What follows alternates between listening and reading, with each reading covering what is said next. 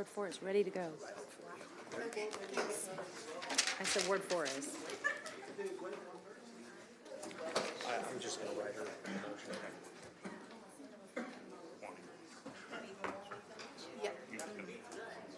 How are you, dear? Okay, Mayor. Ready? You're recording? The chair will call the April 15th, 2025 meeting of the City Council to order. Please rise for the Pledge of Allegiance. I pledge allegiance to the flag of the United States of America and to the republic for which it stands, one nation, under God, indivisible, with liberty and justice for all. Clerk Redpath, can you please call the roll? Yes, ma'am. Alderman Cox. Here. Alderman Gregory. Here. Alderman Williams. Here. Alderman Rockford. Here. Alderwoman Purchase. Here. Alderwoman Itterano. Here. Alderman Carlson. Here. Alderwoman Conley. Present. Alderman Donlin. Here. Alderman Hanauer. Here. Mayor Busher. Present. Mayor, you have a quorum. Thank you, Clerk Redpath. I appreciate it. The civility pledge, in the interest of civility, I pledge to promote civility by listening, being respectful of others, acknowledging that we are all striving to support and improve our community, and understanding that we each may have different ideas for achieving that objective. Before we start the meeting tonight, I don't see Chief Scarlett in the room just yet, but I was going to ask Chief Canny to come to the podium, if you would, please.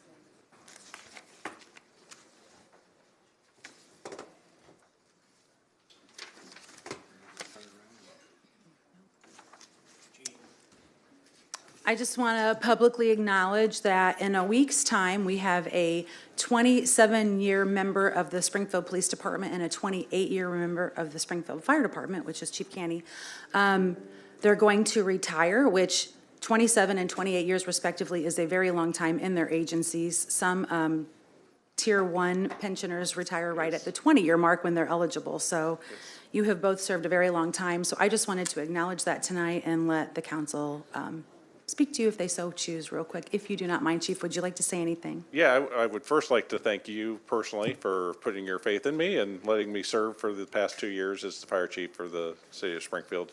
I think, and I think you feel as well, that we have yes, we have a Class 1 fire department, but we have an outstanding group of men and women who serve the community. So, and I'm proud to work alongside them every day. So, again, thank you for all your faith in me, and thank you to all the aldermen and women for standing by and assisting me in getting things accomplished over the last 2 years. Your votes make a world of difference. We've been able to move this department forward, and hopefully we'll continue to do that in the future. So, but yeah, any questions you have, please. It has been an honor to work with you as well. And in full disclosure, the chief told me when I asked him to take this position that he may not be here all 4 years. So that was an early on disclosure. It's not a surprise. Yes, it's not a surprise. Yes. No. I actually have, just to prove I do not discriminate for age, several directors who said I cannot work for 4 years because of either years on the service on the time of the job or their age. So that is not a surprise. So everyone can hear that. It is expected. It is sad because I enjoy working with you and Chief Scarlett very much, but each of these individuals have created amazing leadership with them along the way, so we are all in good hands. Does any alder person, I'll just start with number one, it's easier that way. Alderman Cox, do you have anything you would like to say? We haven't gotten to know each other very well yet, but I appreciate your service. Thank you for your service to the community of Springfield, and I wish you the best of luck in your future. Thank you. And the invitation still stands. If you'd like to meet before I'd leave, I'd be happy to fill you in on what we do with the Springfield Fire Department. Yeah, I appreciate that. Thank you. You bet. Alderman Gregory? Chief Canny, I appreciate you, my friend. You oversaw a big project in Ward 2. The community is loving the firehouse. They're loving having the guys and ladies around, under your tenure. We worked on minority recruitment. You've get to say that you have a black female servant under you, and that's something that we have talked about for some time. So we congratulate you on those things. I congratulate you on those things, and the people of Ward 2 congratulate you on those things. Now, I'm going to keep going out, and I'm going to press to our young people of how precious these type of jobs is. Because I'm sitting there looking at you, you don't even have no gray, and you're about to retire. So that's a very, very, very good. I have no hair. He doesn't have no hair. You got me there. But no, congratulations, and enjoy yourself in retirement, sir. Thank you. And The tables and chairs, I don't know if Ethan Posey has let you know, they are there, so, yes. We appreciate you, sir. Yes. Thank you. Alderman Williams. Well, and that's what I was gonna do. Thank you for the furniture that somebody cut out the budget. Look, well, we got some furniture, for the room. We had to bring our own chairs to the first few meetings. And I appreciate your understanding, and your leadership on the fire department. I always try to do whatever the fire chief wants to do, because I know some times are gonna be tough, so you're leaving in the nick of time, I'll say that. Thank you for everything. Thank you. Alderman Rockford. Yeah, Chief Canny, thank you for your service. You know, these jobs aren't easy. I don't care where you're at in the city. They're not easy.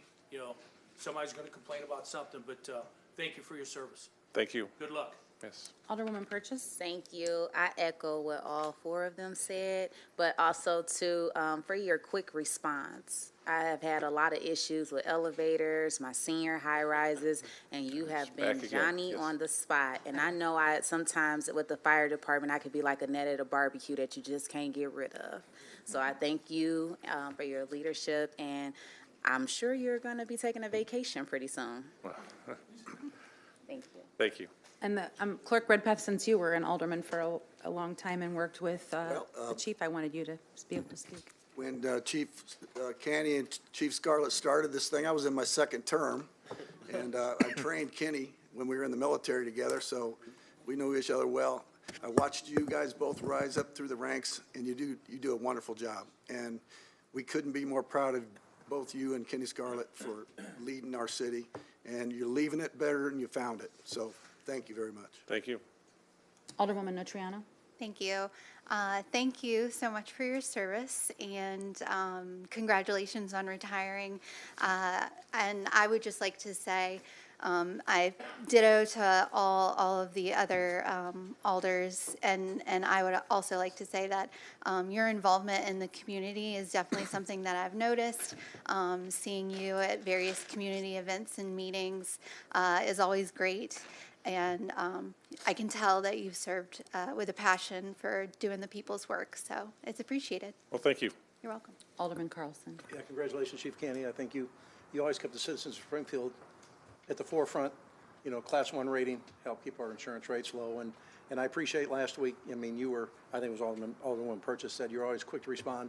You know, when we talked at 6:30, I think, one morning last week about a We did, situation. yes, yes. We talked early and you took care of it. Yes. And I appreciate that. So You're thank welcome. you. You're welcome anytime. Alderwoman Conley. Thank you, Mayor. Chief, I would say, first of all, I think we would all expect that the fire department would be fast, given our rating. So, but no, you've proven that with all your responses. I just want to say also, your wife is with you. This is not just a you thing, it's a family, and, you know, your family's been a part of this, and it's a lot of time and a lot of effort to serve in the kind of job that you do. And we appreciate that, all of it. And it's exciting to see the advances our department has made. You've been a big part of that. You've also been a very calm voice of reason when, you know, with a lot of weird questions I think I've sent to you. So I really enjoy your retirement. It's been so good working with you. I hope you have a wonderful time and don't take on too many extra jobs after you retire. Right, there you go. And I appreciate you bringing up my wife, because if it was not for my wife, I would not be here today. You know, she was with me before the fire department. She has adjusted her life through the years to the fact that when I took the job, our daughter was due on the day I was supposed to be hired. And when I called in and said, hey, my wife's due to have our first child on the day I start, is there any leeway, chance I could go to the hospital if she goes into labor? And they told me at the time, this is how much things have changed in 28 years, you have to decide if you want this job. We're a little bit more friendly than that today. And, but she has made lots of sacrifices over the last 28 years. So I would, like I said, I would not be here today without her support over the past 30 years of marriage. And Well, so, it's a field that requires a lot of support. It is. And I appreciate that you've really helped foster that in the department, and you kind of walk the walk, and so thank you for that. And thank you. Thank you. Alderman Donlin. Yeah, thank you, Mayor. Chief, when we first met, I believe I had all brown hair, and you had some. That is correct. I Yeah, did. That's but, correct. We've worked together on some good times and bad times. We have. And and you will be missed. But Class 1 department, Class 1 chief, and a Class 1 team, thanks for all your work. Thank you. Alderman Hanauer. Thank you. Chief, I just got to tell you, when I first started, you know, I met with all the administration, and one of my first goals was to get Fire Station 13. And I didn't know we were going to call it 13. I thought that was bad luck, but apparently for firefighters, they don't care, you know. But I didn't know I'd ever see that happen. I just didn't ever see it happen. But you guys have, you know, pushed it through, and it's beautiful, and the residents, I know they're getting better service, and I think the firefighters actually like it out there. So we're going to miss you. And now you've got a bigger job, because now you've got a bigger boss, and she is right there in your house, and you'll have a to-do list. So congratulations, and good luck to you. Thank you very much. Thank you all. Thank you, Chief, and we'll follow up with you about a Yes. celebration for the chief at Sounds the good. fire station, so, All thank right. you, Chief. Thank you. All right, Chief Scarlett, you're up. Come down. Here we go. This wonderful public servant has been with the Springfield Police Department for 27 years, and I've had the privilege of serving with him for almost 2 years, and he has made communication key between us, and I can't thank you enough for that. And you've instilled that in your command staff, and you have developed some great leaders around you, which I couldn't be happier about at this point, because you too are going to move on to do probably more relaxing things, I think. It's been an honor to serve with you, Chief, and I just wanted you to be able to say a few words and let the elders say a few words to you. Thanks for those kind words, Mayor, and I certainly appreciate your leadership, and have been blessed with the opportunity to work for you, for this council, and for the 113,000 citizens of Springfield.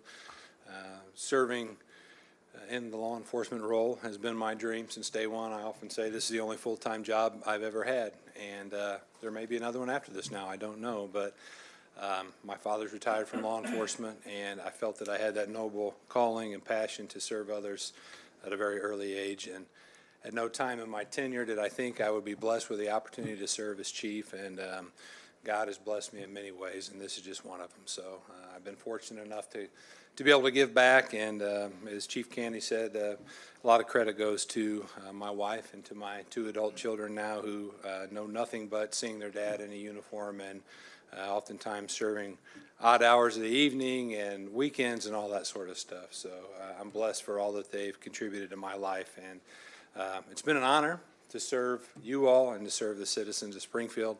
And I'm confident that the Springfield Police Department is set up for success in the future, and I've worked hard to make sure that that happens. So again, thank you very much, Mayor, for the opportunity. Thank you. You have to stay. Yeah. 27 years, we need to let the elders say something to you. Alderman Cox. Thank you, Mayor. Chief, again, we haven't gotten to know each other super well yet, but I was a prosecutor for a long time, and I worked with, I don't know if I ever worked with you when I was up at the State's Attorney's Office or not, but I've worked with a lot of your patrolmen, sergeants, lieutenants, detectives, what have you, and I've been impressed by you, and just the few times I've got to see you speak here before the Horseshoe, always incredibly well-spoken and well-prepared. And the constituents that I've spoken with in Ward 1 are already upset that you're leaving. They wish you could stay. So I just want to tell you thank you for your service. 27 years is a long time, and so congratulations. And I wish you the absolute best in your future endeavors. And I'm sure if you want a full-time job, I'm sure you can find one. Thank you, I appreciate that. Alderman Gregory. Chief Scarlett. I won't tell nobody your nickname, but, you know, this is my second chief that I would say that I was close with. That's retiring, so it's a bittersweet moment. I've gotten to know Chief Scarlett, and everybody knows I love Chief Winslow, and he was a big fan of yours, and that's why you stand before us today, because he was such a big fan of yours. And he always told me you was a good guy, and you proved up to that. You know, and I remember when you first got the job, it was something going on, and I was mad, and we was at the Boys and Girls Club, if you remember, and I had my daughter, and your young ladies was with you. And while we were standing over there, not wanting to talk to each other, not knowing how each other felt about something, our kids, white and black, had ran off somewhere in Harlem, got them all types of places at the Boys and Girls Club. So, and that sort of broke the ice for us, and we've been able to communicate tough conversations and not tough conversations about how we can improve community relations in our community, and you stuck with that. You haven't abandoned that, and I appreciate you for that. Nothing's ever going to be perfect, but I appreciate your willingness to have dialogue with not only me, but people in our community, and having that open line of communication. It has helped, and whoever takes your spot, I know they'll be prepared to continue on the service that you left. So I appreciate you, sir, and that's just where I am. I could be up here and be like, and what I don't like about the department, but we're gonna have some opportunities to grow, but we certainly have to compliment good officers who have shown that and proved that, and you're one of them. And I appreciate you, Chief. Thank you. Thank you very much. Alderman Williams. Yeah, thank you, Mayor.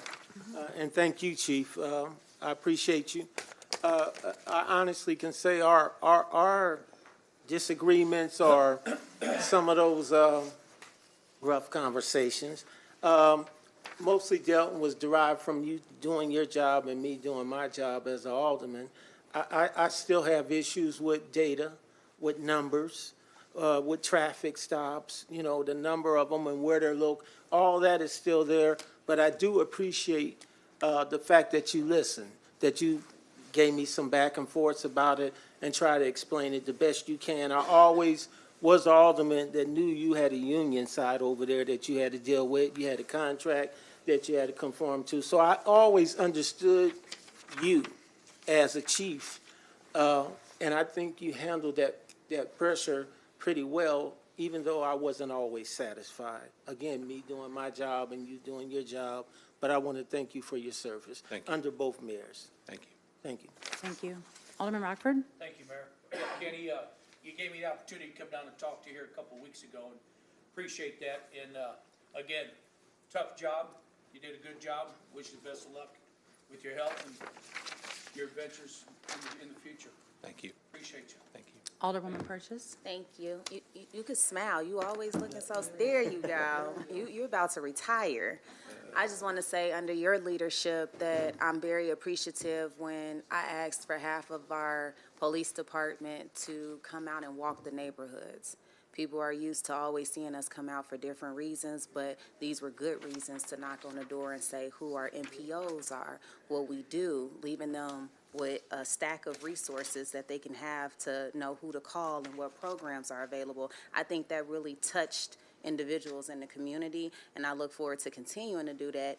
And I know that you're leaving at the end of the month, but when the bikes come in, we still have to go for our bike ride too through the neighborhood. So thank you for your time, your leadership, and the young ladies who were from SIU Carbondale. I don't think you understand the impact of you being out cleaning up the neighborhood with us in Vinegar Hill and encouraging them that they have went into law enforcement and within their own areas that they went back home to just by having you out there. I think sometimes when we have our department heads come out, it really means something to have the chief of police out into the community and talking with them and doing that one-to-one. So I do appreciate that. Thank you for your leadership. Thank you.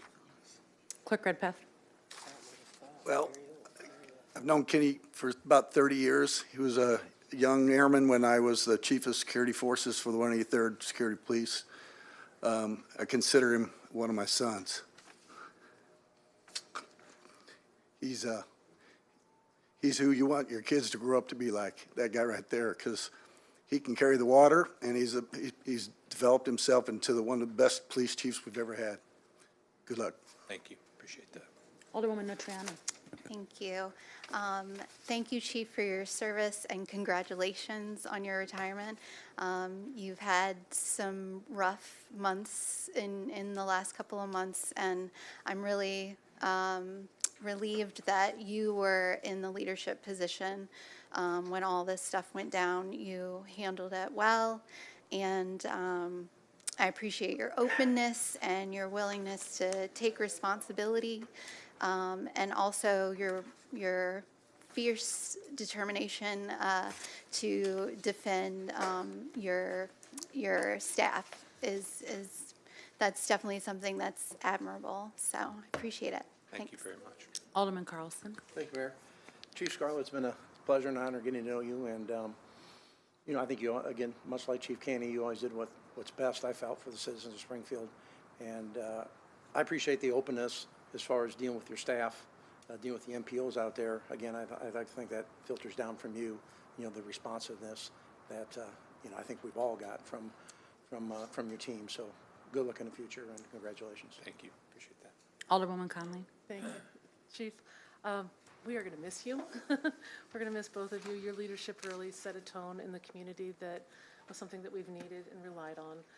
And I think we've all kind of said it one way or another, but your ability to sometimes tell us no or explain, you know, uncomfortable truths or uncomfortable situations has been huge. And our city is stronger and better because of you. I know that you've been working to instill the integrity that you bring to your job in our police department, and I see that in the actions of your officers. So thank you. Thank you to your family also. Please let them know that we're going to miss you, but I'm excited for you and happy for you that you get this next stage of your life. It's a big step, but you've served everyone in this community well, and I speak for all of my ward. I think we all speak for our city, and we say thank you for that. Thank you. Alderman Downland.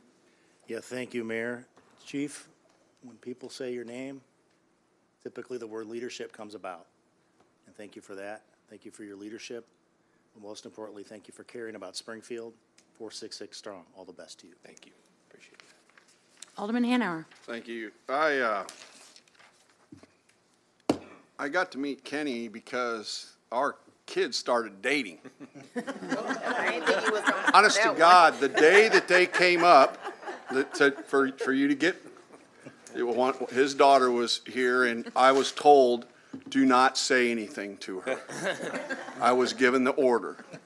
And my wife Lisa and I got to meet you and Tracy, and we love, you know, your whole family, and we wish you the best of luck, because your family's great, and you know, unfortunately things didn't work out with the kids, but you know, hey, that happens. And he didn't have to tase my son, I know that, so we're good. So congratulations and good luck. Thank you very much. And we will follow up with everyone about a cake reception for the chief as well. Yeah. So, If I could further just say one information. more thing, Mayor.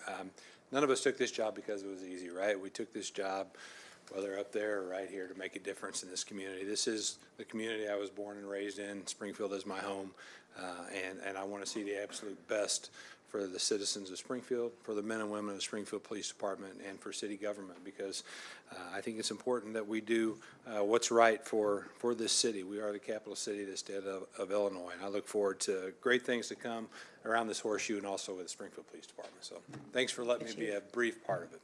Thank you, Thank Chief. you. All right. Good job, Chief. To both chiefs.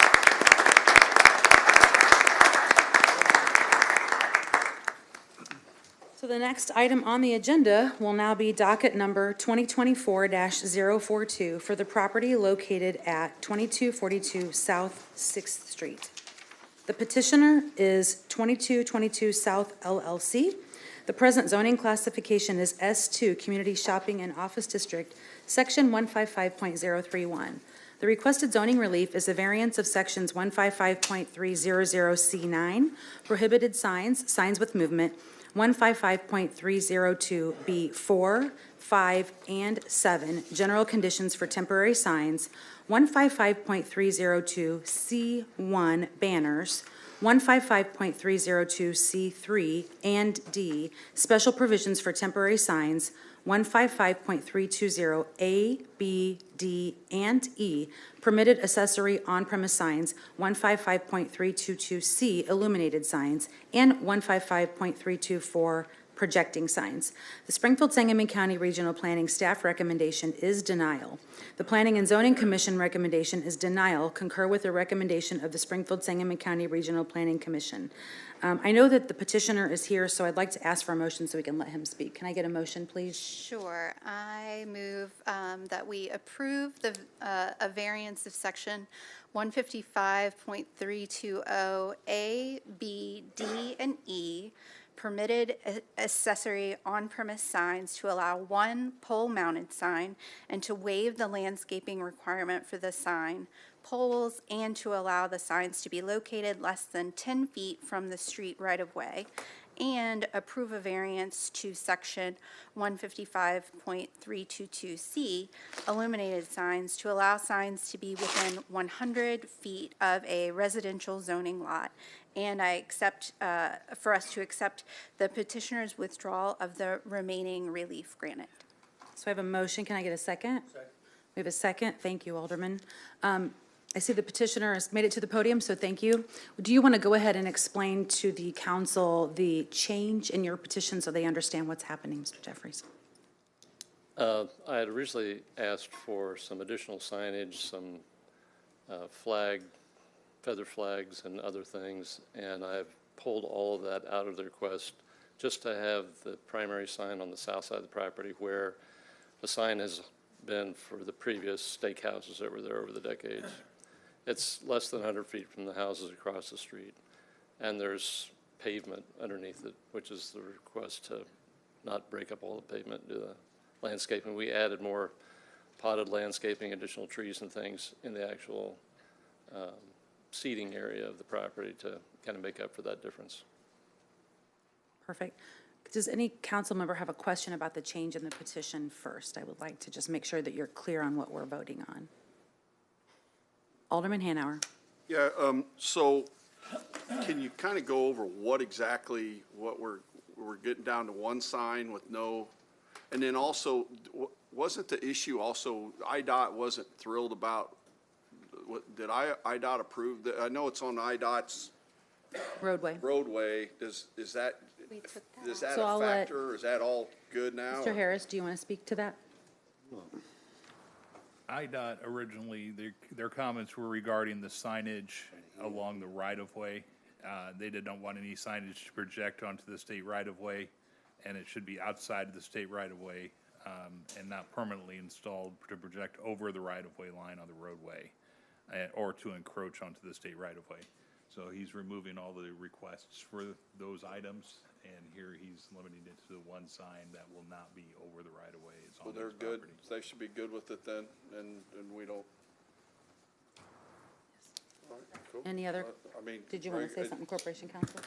Yeah, so the relief removed all issues with IDOT, and the only sign that's being sought now is where the old steakhouse sign was, and it goes the other way so as to not encroach on the right-of-way. All right, thank you. Any other questions? Thank you for coming up to explain the motion. So we have a motion and a second. Any other discussion from the council? And I don't have anybody signed up to speak on this, so any other?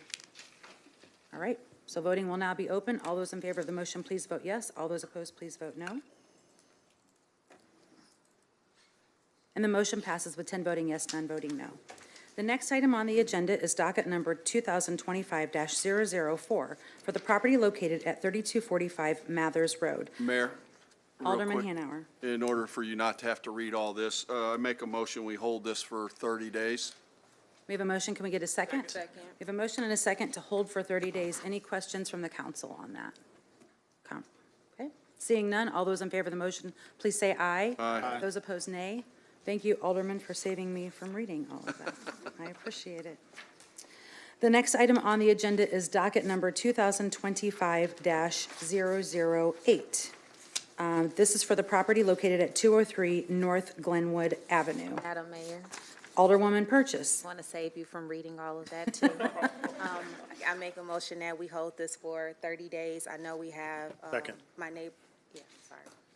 We have a motion and a second. Go ahead, Alderwoman. I know we have a lot of folks from my neighborhood over there in the audience. Me and the mayor are looking forward to doing a meeting with you all and coming together to speak about this a little bit more in detail. So you will be hearing from us pretty soon. And thank you. Yes, ma'am. And there are two folks who have signed up to speak in advance, so we will call you up.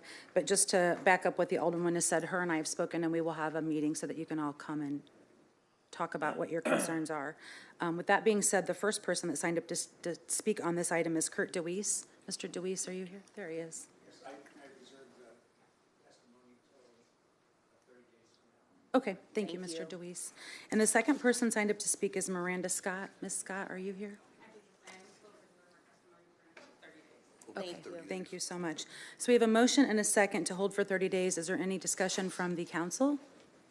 Seeing none, all those in favor of the motion, please say aye. Aye. Those opposed, nay. The ayes have it. The next item on the agenda is docket number 2025-009 for the property located at 2600 West Lake Shore Drive. The petitioners are Nancy Segato individually and as trustee of the Bernard G. Segato Testimony Trust. Present zoning classification is R1 Single Family Residence District, Section 155.016.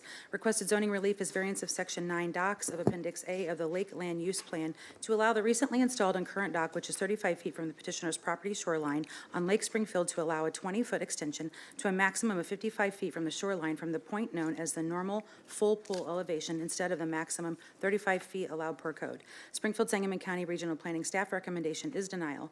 The Planning and Zoning Commission recommendation is accept the recommendation of the Springfield Sangamon County Regional Planning Commission. The chair will entertain a motion. Mayor, I make a motion that we accept the petition as Submitted by the petitioner. Second. We have a motion and a second to accept the petitioner's request. Before, we do have one citizen signed up to speak. Before we bring that citizen up, is there any discussion from the council? All right, seeing none. It looks like Mike Barton has signed up to speak in advance. Mr. Barton, are you here?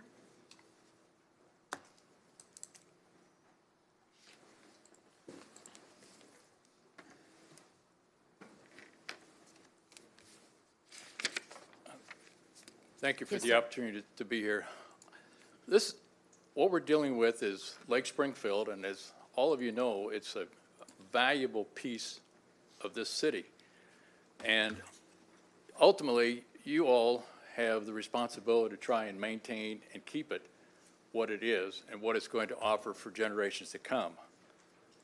I've been fortunate to live for 10 years, enjoy it immensely, along with many other people. There's hundreds of homeowners that are out there, and we have all enjoy and need for this lake to be continued functional and usable for everybody. And what's being asked, and it's surprising to me that CWLP denied this for a reason. The Regional Planning Commission denied this for a reason. We can't go about letting everybody change by 60% the rules. Everyone knows the rules. Everyone has abided by the rules. I've built 2 boathouses. I knew what the rules were. You have a due diligence to figure out what you're going to do when you build to make sure it's workable and can be done. This property is located on the main body. It has houses on both sides and boat docks on both sides. Nobody has had a problem. I boated in that area forever. So nobody can be surprised. These people have lived on this lake longer than most people. They know the lake. They know what's going on. So there's not a newbie that's got a problem. They made a construction decision and built.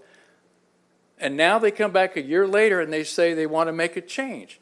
And that just doesn't make sense. And there's a reason for that denial. And there's a reason for that, because we can't let this happen. If you allow this to happen, then there is not a reason you can deny anybody on Lake Springfield from getting a 55-foot dock. Because there's nothing out there. They are not back in a cove. There's nothing. And you've got an obligation to try and maintain and make sure this isn't changed. There's not a reason to do that. And we've got boaters, we've got fishing contests, there's a lot of people that are out there, and you're changing the integrity of the lake. Once you keep pushing things out, all you're doing is squeezing everybody closer to the middle, and everybody is out closer. And that's just less lake area to deal with. And if you haven't been out there on weekends, and particularly in the summer, it's very crowded. There's a safety issue when you've got too many boats trying to go around and get around. I know this is next year's and it's in the no wake zone, but there's still a lot of boaters that go up. We have a lot of pontoons and tritoons on this lake that love to go around the lake in the no wake zone. They're all there. There's no reason that this is needed. And you're opening the door to letting everybody else come and say, well, I need a 57% increase so that I can do it. It's just not necessary, and you're going to set a bad precedent, and you're going to allow the lake to be permanently, ultimately changed so that it's going to be the detriment to not only my family and my family who wants to continue to live in my house after my generation, but you're denying everybody else that uses this lake and all the lake homeowners and saying that, okay, you know, we're going to make special rules, all right, instead of making the rules that have been there for all this time to apply to everyone. And that's what everyone has dealt with for years, and this isn't the reason. There's no justification for this council to make a change and to materially change Lake Springfield. Thank you, sir. Thank you. So there is a motion and a second to accept the petition as submitted. Is there any discussion from the council? Seeing none, the voting will now be open. Wait 1 minute. The voting went away. There we go. Okay, it's back. The voting will now be open. All those favoring the motion, please vote yes. All those opposed, please vote no.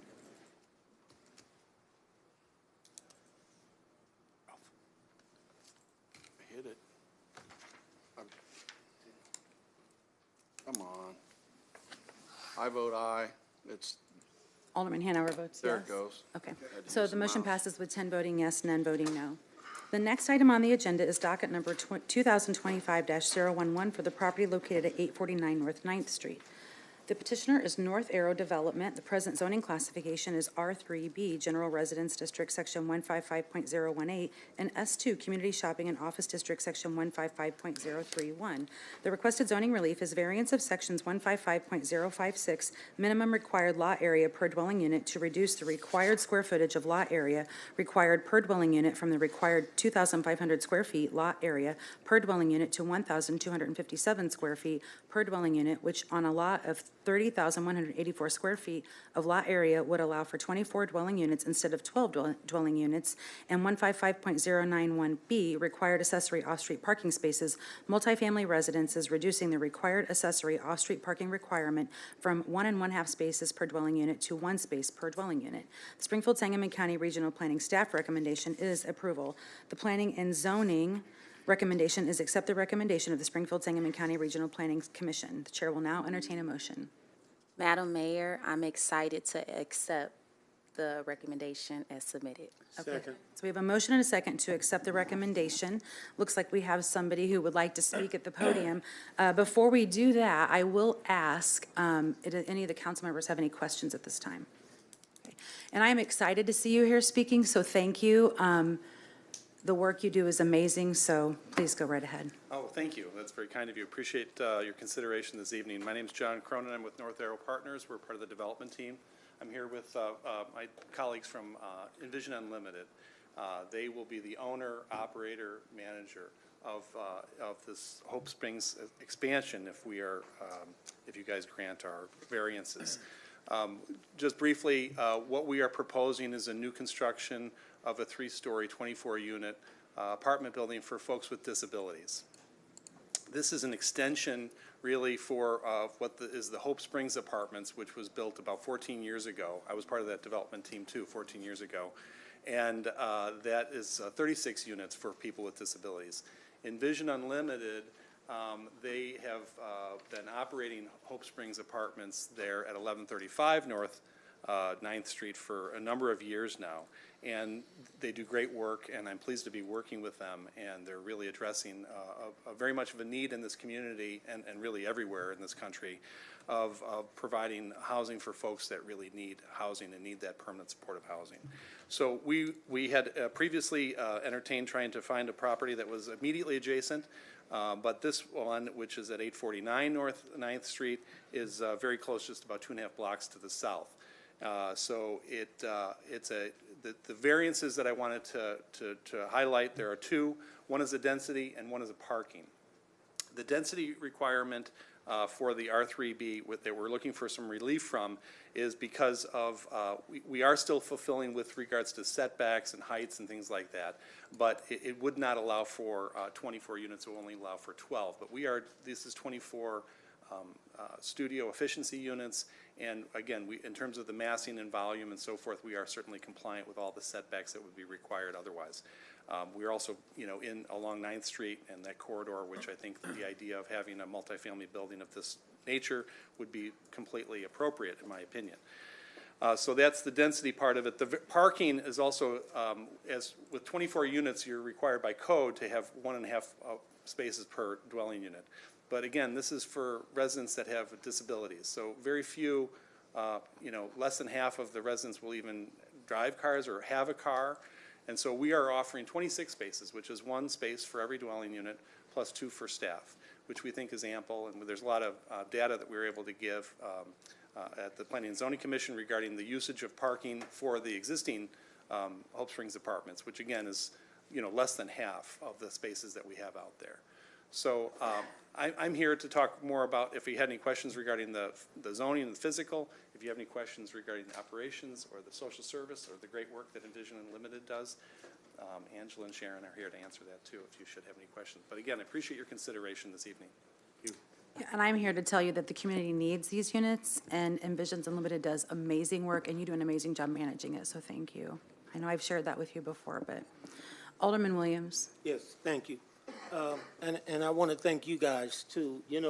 I did wish that we had that natural expansion where you're currently at, and we got the KFC, but of course, somebody beat you to it, and you're going down the street, which takes you out of the best ward, Ward 3, into Ward 5, but the original will always be in Ward 3. You are the one entity on that North 9th Street who keeps that property so nice. And when I became alderman, I walked the neighborhood because I wanted to know what the residents thought, and I got nothing but positive feedback. So when that KFC became available, I was pushing and working with some of your organization to expand it on out, not just to take KFC, but go ahead and take the little hair shop there too. Unfortunately, that didn't work out, but you're still in the same area. It's still going to help create that look, because I know you're going to be good landscapers and really make 9th Street look classy. So I appreciate you, and I appreciate you coming. Thank you. Thank you, Alderman. Alderwoman Burgess. Thank you, Madam Mayor. I echo a little bit of what he said. He just missed out. You'll be live from the 5. And we share this. So it's been awesome working with you all, being on the calls between me and Alderman Williams. And I live in Enos Park. So I walk my neighborhood all the time with my president, our neighbors. We just did a cleanup over in that area. It's always been positive feedback, so we just want to welcome you to our neighborhood to have your second location. And it's perfect because it sits right in the medical district where the residents of this facility need those services, those rapid services that you spoke with me and the mayor about. And so I just think it's the perfect location. So thank you all for choosing this and making it your permanent home. Thank you. Thank you. I thank you as well, again. Any other discussion? Are you okay, Alderman Williams? Okay.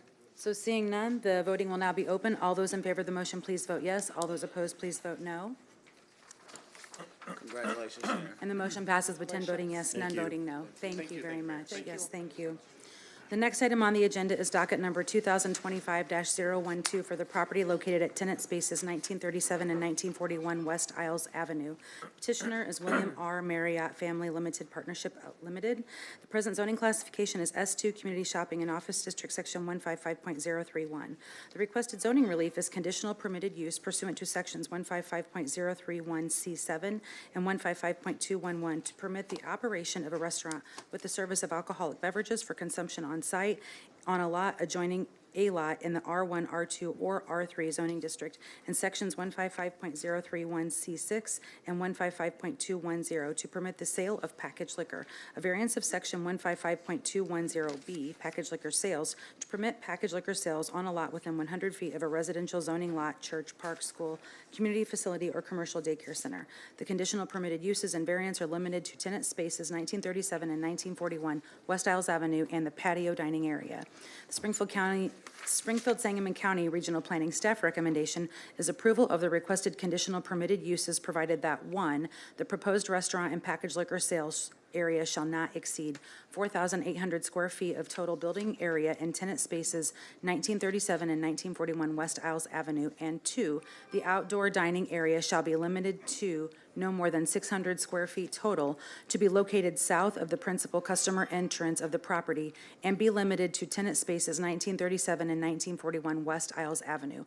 Approval of the variance as submitted. Planning and Zoning Commission recommendation is concur with the recommendation of the Springfield Sangamon County Regional Planning Commission. The chair will now entertain a motion.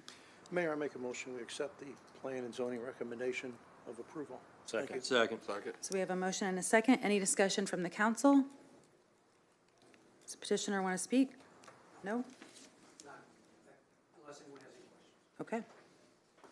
With that being said, the voting will now be open. All those in favor of the motion, please vote yes. All those opposed, please vote no. And the motion passes with 10 voting yes, none voting no. Thank you. The next item on the agenda is docket number 2025-013 for the property located at 3105 Great Northern Drive. The petitioners are CSMB Investments LLC. The present zoning classification is I-2 Heavy Industrial District, Section 155.041. The requested zoning relief is variance of sections 155.111, access to off-street parking facilities, to allow the petitioner to have a driveway constructed without Portland cement concrete approach slab extending from the edge of the roadway to the right-of-way line, 155.112, surfacing, to allow construction of an open off-street parking and vehicle storage area of dustless millings and rock without requiring a wearing surface of asphaltic, concrete, or comparable hard surface, 155.136, regulations for surfacing of off-street loading facilities, to allow the petitioner to construct open off-street loading spaces of dustless rock and millings without requiring plans for accessory off-street parking areas or a building permit, 155.143, plan of off-street parking or loading areas to proceed without constructing an open off-street parking and vehicle storage area of dustless rock and millings without requiring plans for accessory off-street parking areas or a building permit, and 155.480, landscape screening and lighting regulations to allow the petitioner to construct a parking area without requiring a landscape plan, including but not limited to installation and maintenance of parking, landscaping, screening, and lighting, and the points related thereto. The Springfield Sangamon County Regional Planning Staff recommendation is denial. The Planning and Zoning Commission recommendation is denial of the recommendation of the Springfield Sangamon County Regional Planning Commission and approve the variances as submitted, provided that the total number of vehicles allowed on the subject property shall be limited to 70 vehicles. The chair will now entertain a motion. Mayor, I make a motion we accept the Planning and Zoning Commission recommendations. So we have a motion and a second to accept the Planning and Zoning Commission recommendation. Is there any alders that have any discussion on this item? Seeing none, the voting will now be open. All those in favor of the motion, please vote yes. All those opposed, please vote no. And the motion passes with 10 voting yes, none voting no.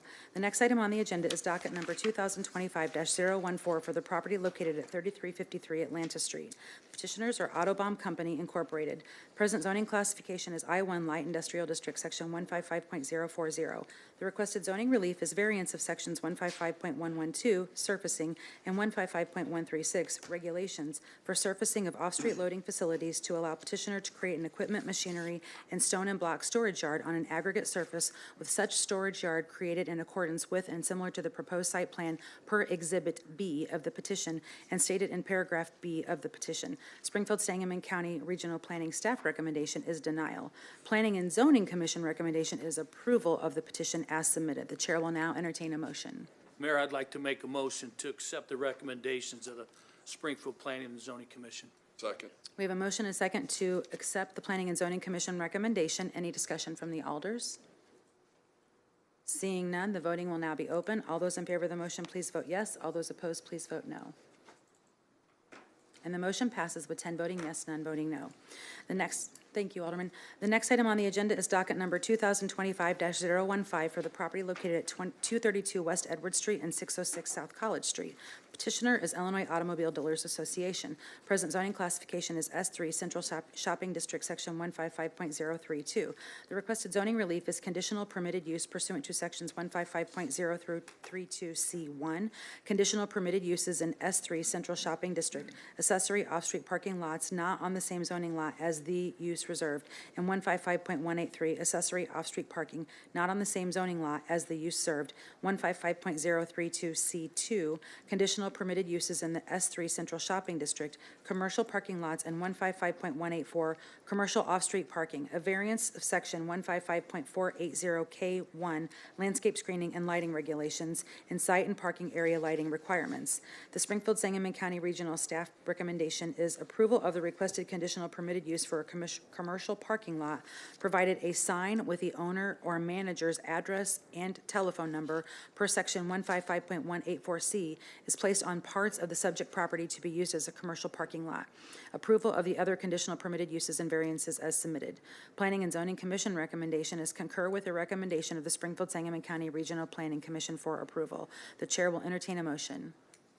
That was a lot. Madam Mayor, I move to accept the planning and zoning recommendation as submitted. Second. We have a motion and a second to accept the recommendation of the Springfield Planning and Zoning Commission. Is there any discussion from the alders? Seeing none, the voting will now be open. All those in favor of the motion, please vote yes. All those opposed, please vote no. And the motion passes with 10 voting yes, none voting no. The next item on the agenda is docket number 2025-016HIST for the property located at 528 South 5th Street. The petitioners are Americans for Prosperity. Present zoning classification is H2 Historical District, Section 155.266B. The requested zoning relief is variance pursuant to Section 155.278, variances of bulk requirements for a variance of Section 155.275H2 bulk regulations for signage as follows.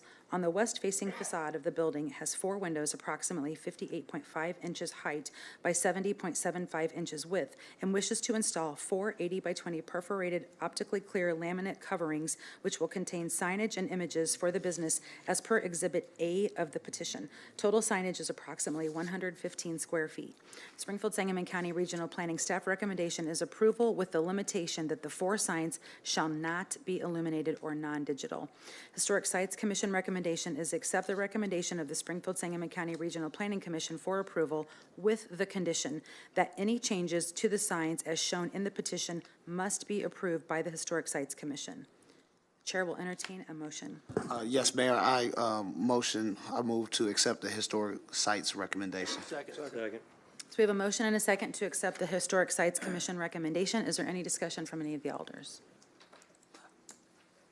Alderman Gregory. I would just say, I have seen the sign, and I have received, the small bit of concerns that was on that, so I'm happy that Historic Sites, did work with any changes being approved by them before. Thank you. They did. Thank you. Any other discussion? Seeing none, the voting will now be open. All those in favor of the motion, please vote yes. All those opposed, please vote no. And the motion passes with 10 voting yes, none voting no.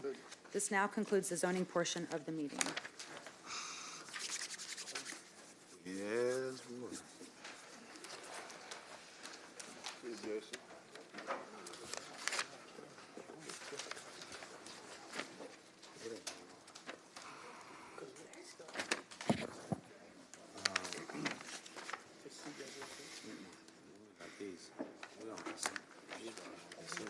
The chair will now recognize Treasurer Redpath Fager for the presentation of the financial report. Thank you, Madam Mayor. The Treasurer's report for the corporate fund for the month of March. Beginning balance is $58,768,026. We took in total receipts of $11,174,331. Total disbursements, $11,411,740, which left the corporate fund ending balance in the month of March at $58,530,617. The ending general fund balance includes $10,300,000 $23,663, which is the March ending balance for the ARPA money. That concludes my report. Thank you. Thank you, Treasurer. The Chair will now entertain a motion to approve the financial report. So moved, Mayor. Second. We have a motion and a second. Any discussion from the alders? Seeing none, all those in favor of the motion, please say aye. Aye. Those opposed, nay. The ayes have it. The Chair will also recognize the Budget Director, Metzger, for any questions on the OBM contract report. Does anyone have any questions on that? Alderwoman Conley. Thank you, Mayor. Not a question so much as just, I was pleased to see on the OBM report that we are giving $32,000 to Clean Slate Advocates. I know Mr. Frazier is here again, and it's encouraging to see that he's, working with OPED and getting money from the city for a project that I think we all agree is critical and important to the community. So just want to say thank you for that being in here and looking forward to seeing more progress at Clean Slate Advocates. Thank you, Alderwoman. Thank you, Mayor. Yep. Any other discussion? All right, moving along then. The Chair will entertain a motion to dispense with the reading of the minutes of the April 1st, 2025 regular City Council meeting and approve the minutes. So moved, Mayor. Second. We have a motion and a second. Any discussion on the minutes? Seeing none, all those in favor of the motion, please say aye. Aye. Those opposed, nay. The ayes have it. The Chair will entertain a motion to incorporate the pre-council first reading of ordinances into the record of this council meeting. So moved. We have a motion and a second. Any discussion Discussion. on the pre-council reading of Oh. Yes, Mayor. ordinances for next week? Alderman Gregory? Yes, ma'am. Sorry to interrupt. I need to pull, Murdoch, help me out, 2025-168 out, and put it on, this agenda for emergency passage. And the So reason. Alderman Gregory, you would like to pull 2025-168 out for emergency passage, correct? Yes, ma'am. Okay. Do you want me to go ahead and read that in the record? Murdoch, Corporation Counsel Murdoch, it's the liquor license for Tequila El Palo. Right, I'm just trying to track, did we have a motion on the, or have we approved the? Not yet. You want to approve this No, first? we need to First reading? approve the reading of the pre-council of the ordinances first. Okay. And then we can take your Pull motion. it out? Thank you. Okay. I'll be right with you, Alderman. Sorry. That's okay, you're good. Any other discussion on the first reading of ordinances? Seeing none, all those in favor of the motion, please say aye. Aye. Those opposed, nay. The ayes have it. Now that that is approved, Alderman Gregory, would you like to make a motion? Yes, I make a motion to, pull 2025-168, from first reading on emergency passage for the. So moved. current- Second, I mean. So we have a motion and a second to pull ordinance 2025-168 out for emergency passage, which is an ordinance to increase the number of Class D liquor licenses by one for Tequila El Palo Corporation, DBA Tequila El Palo, located at 635 West Jefferson Street. So we will move that with the emergency passages at the end of the meeting, if that's okay, Alderman? So all those in favor of taking this out of order and putting it with the emergency passage ordinances, please say aye. Aye. Those opposed, nay, and we'll revisit this vote in just a little bit. Alderman Hanauer, do you have any questions? Well, I'll deal with it when we Get get to there? it. I just was wondering, my question, and it'll be, I can ask it then, is, I don't know that have we done any emergency passages of liquor licenses? I don't know, I'm just trying to think back of, have we? I don't know. We have, and we can discuss that when this. Okay, when that's this fine. comes up. Thank you, Alderman. Good to know. The next item on the agenda is the consent agenda. The Chair will entertain a motion to incorporate the pre-council reading of the consent agenda into the record of this council meeting. So moved. Second. We have a motion and a second. Any discussion? Seeing none, all those in favor, please say aye. Aye. Those opposed, nay. The ayes have it. The Chair will entertain a motion to place the consent agenda on final passage. So moved. Second. We have a motion and a second. Any discussion? Alderwoman Conley. Thank you, Mayor. I just want to be marked as present on 2025-143. Did you hear that? 2025-143? 143, it's the DNR. Thank you. Thank you, Alderwoman. Any other discussion? Seeing none, the voting will now be open. All those in favor of the motion, please vote yes. All those opposed, please vote no. And the motion passes with 9 voting yes, none voting no. The agenda number 2025-155 remains tabled or in committee. Mayor, I'd like to make a motion, if you're ready to move on to the debate agenda. Yes, sir. Alderman Donlin. I'd like to make a motion to bring 2025-156 to the front. So there's a motion from Alderman Donlin to bring agenda item 2025-156 to the front of the debate agenda. Can I get a second? Second. Motion and a second. Any discussion? Okay, seeing none, I'm going to read that into the record. The next item on the agenda is 2025-156, an ordinance approving Addendum 7 to the agreement with Springfield Sangamon County Growth Alliance, formerly known as Land of Lincoln Economic Development Corporation, for the period beginning March 1st, 2025, and ending February 28th, 2026, by authorizing an additional payment of $250,000 for a total amount not to exceed $2 million for the Office of Planning and Economic Development. The chair will entertain a motion to place agenda item number 2025-156 on final passage. So move. Second. We have a motion and a second, and I know we have a couple of things going on with this. So the first thing I'd like to do before we bring up discussion or amendments is, I know Ryan McCready is here from the Growth Alliance to give a presentation, so I'll ask Mr. McCready to come up first.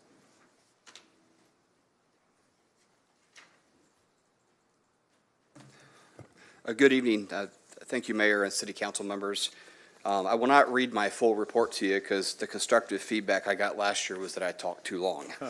So I tried to listen to that. But was able to send you in advance a hard copy and also electronic copy of our annual report. Just to kind of summarize that, on our audit report, we have an audit done every year. We had another clean audit done. And our audit for fiscal year 24 is currently underway. Our fiscal year ends and runs with the calendar year. And so we expect to have that done shortly, and also expect to have a clean audit from that report. And a copy of that audit report is always provided to the city. On regional economic development, you know, as our contract with you requires, we work with our region of economic developers.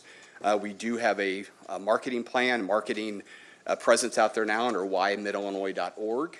This is an effort to market all of central Illinois, basically right across the center of the state, for business opportunities. We've received a lot of positive feedback from the state of Illinois, from Intersect Illinois, and from national organizations about being able to advertise the benefits of the entire region. That helps them get interested in individual communities. So we're excited to have that up and running. As far as job activity in your local economy, it's still very robust. There's still a good, strong demand for labor, and more importantly, a really good response from our local citizens. As of the end of 24, we had about 1,000 more employed individuals than we did before the pandemic. And over the last year, the latest report is a February report. We have 700 more employed people than we did a year ago. So that's a very good response from our workers. The Midwestern work ethic's a real thing, and it exists here. Wages are staying at about $31 per hour on average for private employers. That number has stayed pretty consistent, which is good because it went up about 23% during the pandemic. So that number has stayed pretty consistent. And we also are working very hard to retain businesses that are here. It's something often overlooked in economic development is business retention. We once again had over 100 meetings with businesses across the community last year. My staff and I did to stay in touch with them, let them know that we appreciate that they're here. That's a very important part of economic development is keeping your businesses and letting them know that you appreciate that they're here. We also find opportunities to expand those businesses, opportunities to bring the city, the mayor, and OPED and city staff in to assist with those also. We continue to support the Office of Planning and Economic Development and Director Raising. We have great confidence in the OPED department. They're doing a great job, and my staff and I are able to offer support and expertise on some things. We talk with them frequently, meet with them frequently, multiple times a month, to make sure that all our efforts are consistent and working in the same direction. On some major projects, the Shield Sports Complex is under construction. They're looking to inflate the dome late spring, early summer, and they'll have events out there this fall and full events starting in 2026. I understand they already have dozens of events already booked for 2026 out at the sports complex. Pillsbury Mills redevelopment, I'm very excited to say, as we speak, they're actually at the site doing the environmental remediation, and then demolition will follow. The money has been assembled to take that site, completely clean it up, and take every structure all the way down to the ground. And we are entertaining some really robust interest from developers about purchasing and developing that site and turning it into what we all hoped it would be. So we're very excited to see that project moving forward, and we appreciate the support of the city, the financial support, but also there's a lot of city staff that's helping with getting ready for the demolition, remediation, and all the grant dollars that go into that. We're continuing to work through the Downtown Med District Master Plan. The mayor's putting together an implementation plan for that. that'll be coming back before you here very soon. On MacArthur Boulevard, we'll continue to support businesses along MacArthur Boulevard that will be impacted by the redevelopment of MacArthur Boulevard, as IDOT will come forward with the city and do that project. So we're continuing to work with them to explain their opportunities. The warehousing projects are under construction, and that's the Amazon warehouse on North Dirksen Parkway, rapidly under construction. The warehouse on Palm Road, we're continuing to talk to that developer also about that project. And we'll continue to stay in contact with them, working through the city and the city project manager. We were excited to support multifamily residential developments recently. The city did an outstanding job. City staff did a great job of supporting those. Housing shortage is a real thing nationally. It's a real thing in our community, specifically for leased multifamily housing opportunities. The development that was approved by Larkspur Development, the former Town and Country Shopping Center, and then the Joyner Development project on Far West Wabash are two big steps in the right direction to providing housing and multifamily housing opportunities. And that's going to be really important as the jobs continue to grow. We also, last year, were able to connect local developers and bankers with a number of alternative capital resources through a seminar that we hosted. These are things that access either through low-income housing tax credits, new market tax credits, a lot of different programs that apply to a number of areas of Springfield. We're able to make a lot of introductions there, educate them on those alternative capital opportunities, and then it's going to be exciting to see how those get applied and put into projects around the community. We continue to support Dominic Watson at CAP 1908, the Springfield project, with the work that they're doing, supporting and assisting with them gathering the funding they need. We continue to support the UIS Innovation Center. We provide them funding and also other support for the work that they do in downtown Springfield. We have put a lot of effort and continue to put effort into site readiness, have our sites being ready to develop, specifically for those sites that are in the city of Springfield. Work closely with the mayor, with Matt McLaughlin, with the zoning staff, and then City Water, Light, and Power also to be able to know where utilities exist, where they can provide utilities, because that helps us drive development in those areas where the infrastructure exists. And you should know that your city staff is unbelievably responsive, and we've really enjoyed working with them. I recently participated in the trade mission to Mexico with Governor Pritzker. That was probably why I was sick last week and couldn't come to the committee of the whole meeting. But that was a great trip, a great experience to go on that trade mission with Governor Pritzker and be able to bring our community forward to opportunities in Mexico. Mexico is an enormous trading partner with the state of Illinois. About $13 billion a year is exported from Illinois into Mexico. And there is a lot of conversation about trade at the national level, but we can continue to foster that strong relationship while all that gets sorted out. So it was a really good experience. We've continued our marketing campaign. You've seen the metrics from those in our report. And then we continue to be very closely involved with workforce development and diversity, working with our partners, whether that's at Illinois WorkNet Center. I sit on the Workforce Investment Board, working with Lincoln Land Community College, University of Illinois at Springfield, and also a lot of other entities in the community that are doing programming to prepare our workforce. We also provide feedback to those workforce training organizations about information we get from businesses as far as what are the workers, what do they have that they need, and more importantly, what do they not have when they show up, and how do we make sure we can do that? Another effort that we started in conjunction with the city and the Chamber of Commerce in Sangamon County was a youth job fair. We just had it a few weeks ago.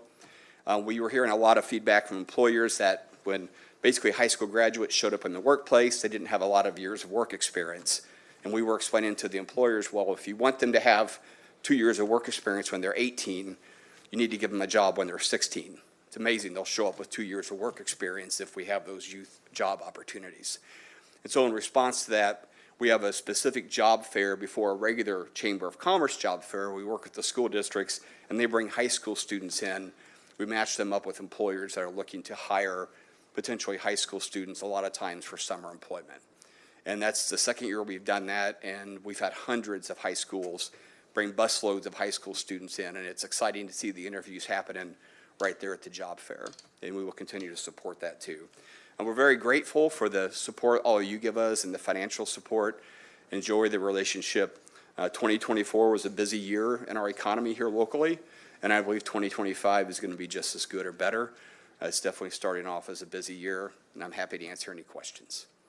We do have a couple alders signed up to speak, so Alderman Donlin. Thank you, Ryan. Yep. Thank you, Mayor. Thank you, Mr. McCready, for being here this evening. Always appreciate your presentations, especially when they're more brief than last time. So Thank you. that's Yep. appropriate. No, on a serious note, Ryan, I would be remiss if I didn't ask for your help. I know we've had a lot of things going on with this project, and I don't even know if I'd characterize it as a project, but Old Town Apartments out west, there's Yes. a problem there. Anything you can do to help, we'll just leave it at that. I know you're always more amenable. I think we've talked about it in the past. Yeah. At different phases of it. Yep. Also, one of the things that Alderwoman Purchase and I have talked about over the months is, downtown has been hit hard. And I know she's working hard, the mayor's working hard, the staff's working hard, but we've been presented with some things that are quite unique, needless to say. And we welcome any help you can provide. I know Alderwoman Purchase is all on board on that. She talked to me about that. But I just remiss if I didn't say it, because that is the heart of downtown. We talked about that when we did our tour a few years ago. It impacts every one of us.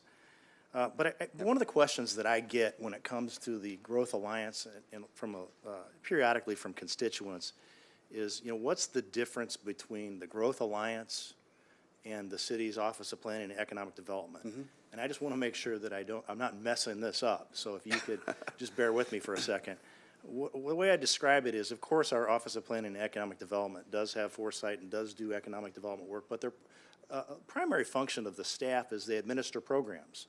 They have TIF money, grants, CDBG money, home funds, all these funds and programs in which people can apply for funds, and it can be reinvested or invested in the community. I think we gave an example, Alderwoman Conley gave an example of that earlier when we were talking about the contract report, of things that could be done to change the area, certain areas of the community, because not every area qualifies. But what you do is more of a, and I don't mean to minimize, but I'm just going to simplify it. It's not only attracting businesses, which we all know is extremely important, but encouraging and finding out what businesses here locally need help expanding. Right.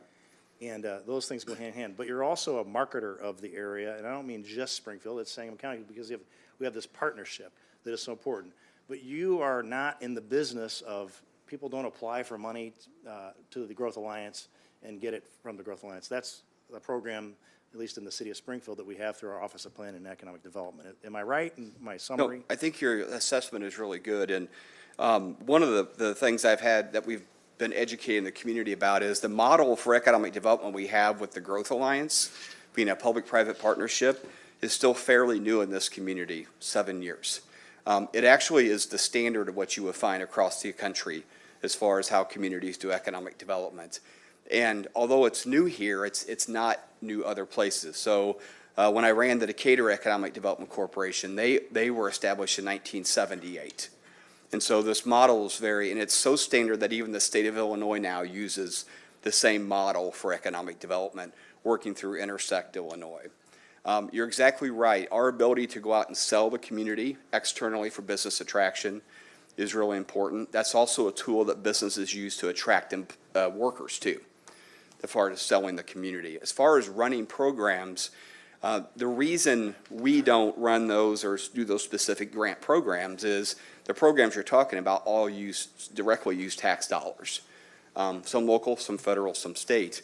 If you cede that authority to someone that's not a governmental body, you lose that ability for the taxpayers to have some engagement about how that money is used.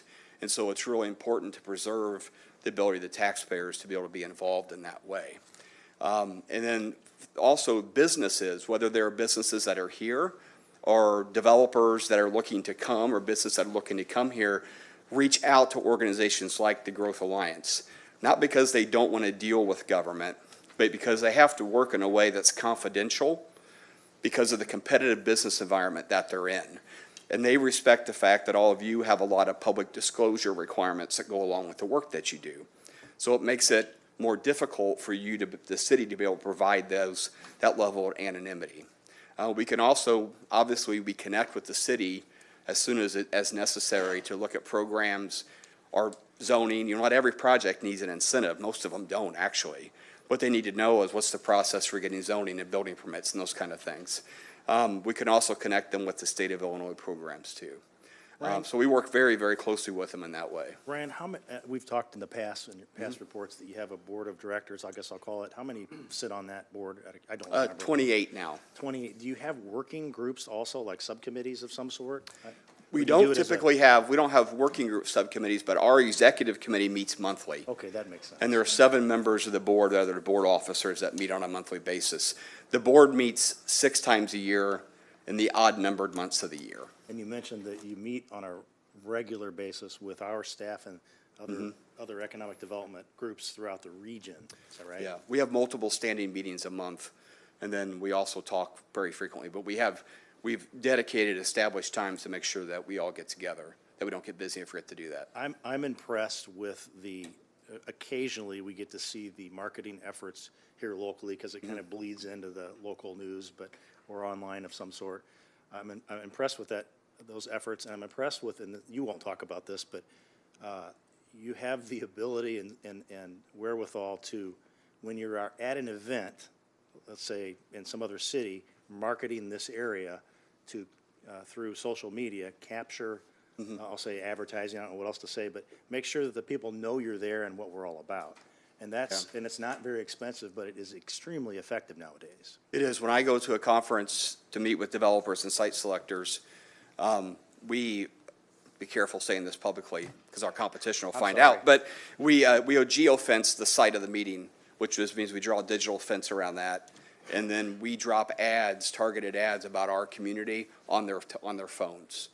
And so while they're at the event, they'll meet myself or my staff, but then whatever they're scrolling through their phone, they're going to get pop-up ads about Springfield too. And as they click on those ads, then we've really got them because they go back to a landing page and we have those connections. And I only knew about this because you told me like 3 years ago when I think you were at one of these events. So anyway, yeah, it's been a really, really effective tool for us and helped us. You have to constantly touch, right, and can do as many touches as you can in marketing, and it's been a really effective tool for us. Well, thank you, and I appreciate the opportunity occasionally for us. We've been invited to go to your, I think, annual meeting, I'll call it, and I appreciate all you do. But most importantly, your openness and honesty. You always seem to be willing to listen. You don't always agree. We can't always. We've tried some things that didn't get off the ground a few years ago, but budgetary constraints got in the way, I think. But you always listen and try to put the pieces together, and I know we'll continue to do that. But it's not easy what you do. And Mayor, I'm done. Thank you. I'll follow up with you with the city staff on Old Town Apartments too, and downtown. Yeah, thank you. Follow up with her. Yes, right. That's Both right. of you. Alderman Gregory. Thank you, Mayor. So Ryan, thank you for coming. Missed you last week. I'm glad you're feeling better. So we've had some preliminary conversations just about some thoughts that I had as far as a minority subcommittee within the Growth Alliance, and to really focus on East Side. We just found out we had an East Side plan. Comprehensive plan is inside the comprehensive, all of these things. And through discussion with my colleagues, we really want to see some of that focus. And I get it, right? There's 28, 38 members, or I just count them all up. Executive board members. There's 28 board members. 28 total? Yeah, and 7 of them are on the executive committee. On the So there's of the 28, 7 are on the exec committee. Okay. Yeah. Is any people of color on the executive committee? Not anymore. Okay. We had a gentleman of color on the executive committee, and then he delegated the job to somebody else in his organization that is not of color. Okay. Yeah. I asked that because I think those things are important. I understand. I think Yes. anytime for the city, if we look to survive through, and this is my opinion, if we look to survive through these hard times that we're coming upon, federal government taking money, slashing things, we're going to have to rise the level of self-sustainability.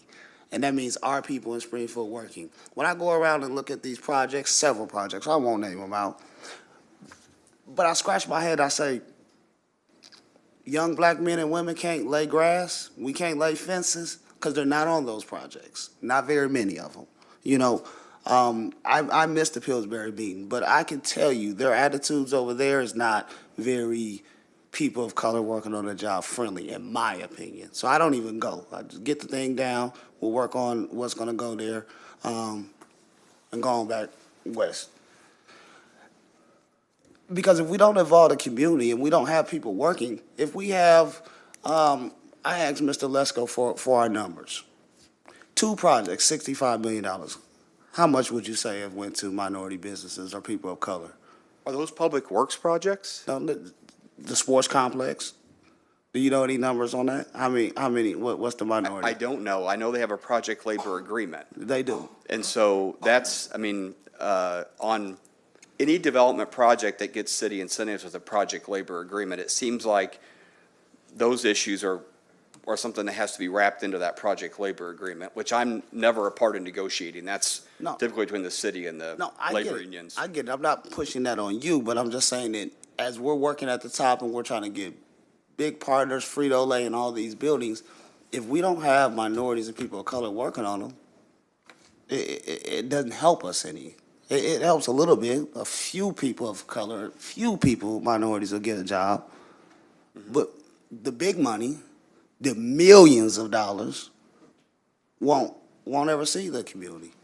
Governor Magazine, 10 years ago before me, they did that report? If I'm a betting man, I would bet that it has not improved. So we're doing good things, right? I'm very proud of my record, but it ain't enough because the disparities haven't closed. So that's why I come with this. I said, man, we got to think. We can't let $250,000 go out the door without us making sure that we direct it to our most priority need areas. And that's why I brought that amendment, not to. What amendment? This amendment to do a sub. I haven't seen one, so I'm not sure what amendment you're talking about. Yeah, it's the subcommittee amendment to create a subcommittee under the Growth Alliance to make sure that we're focusing on East Side. The East Side plan needs updated. It has been updated since 2010. We talked about that. So those type of things is what we want to do. As you were speaking on the expertise and helping bridge the gap between funding, not that you're the source of the application, but helping these smaller businesses find those gaps, build their businesses. Because in my ward, we're not going to get the type of businesses that you look for. We might get it on the Salvation Army that we just tore down. We might get a gas station. We might get something good there. But in my ward, we don't have that. Every business that's down 11th Street, most of them are black-owned businesses, smaller businesses, emerging businesses, and they need the Growth Alliance, or they need the city's funding help as well. Right, and so that's why after careful conversations with my colleagues, I wanted to put together something that directs this funding, some of it, to go to that subcommittee, so they can get out and they can start being proactive to our smaller businesses to help them rise up. Downtown, I didn't only think of the East Side. I thought of our most pressing areas. Corporation Counsel Murdoch did a great job writing the amendment and really opening up my mind to some other areas, just so I'm not being tunnel vision on one, because I want all of our smaller businesses to grow, because that's just how we're going to sustain, and making sure that our people are working on these projects that come. Sports complex, what's the first thing we do? It's getting built, but who gonna manage it? He don't even live here.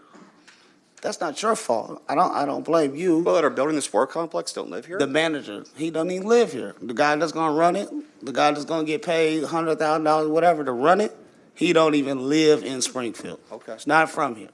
Well, he's not from here, but he's moved here. You get what I'm saying?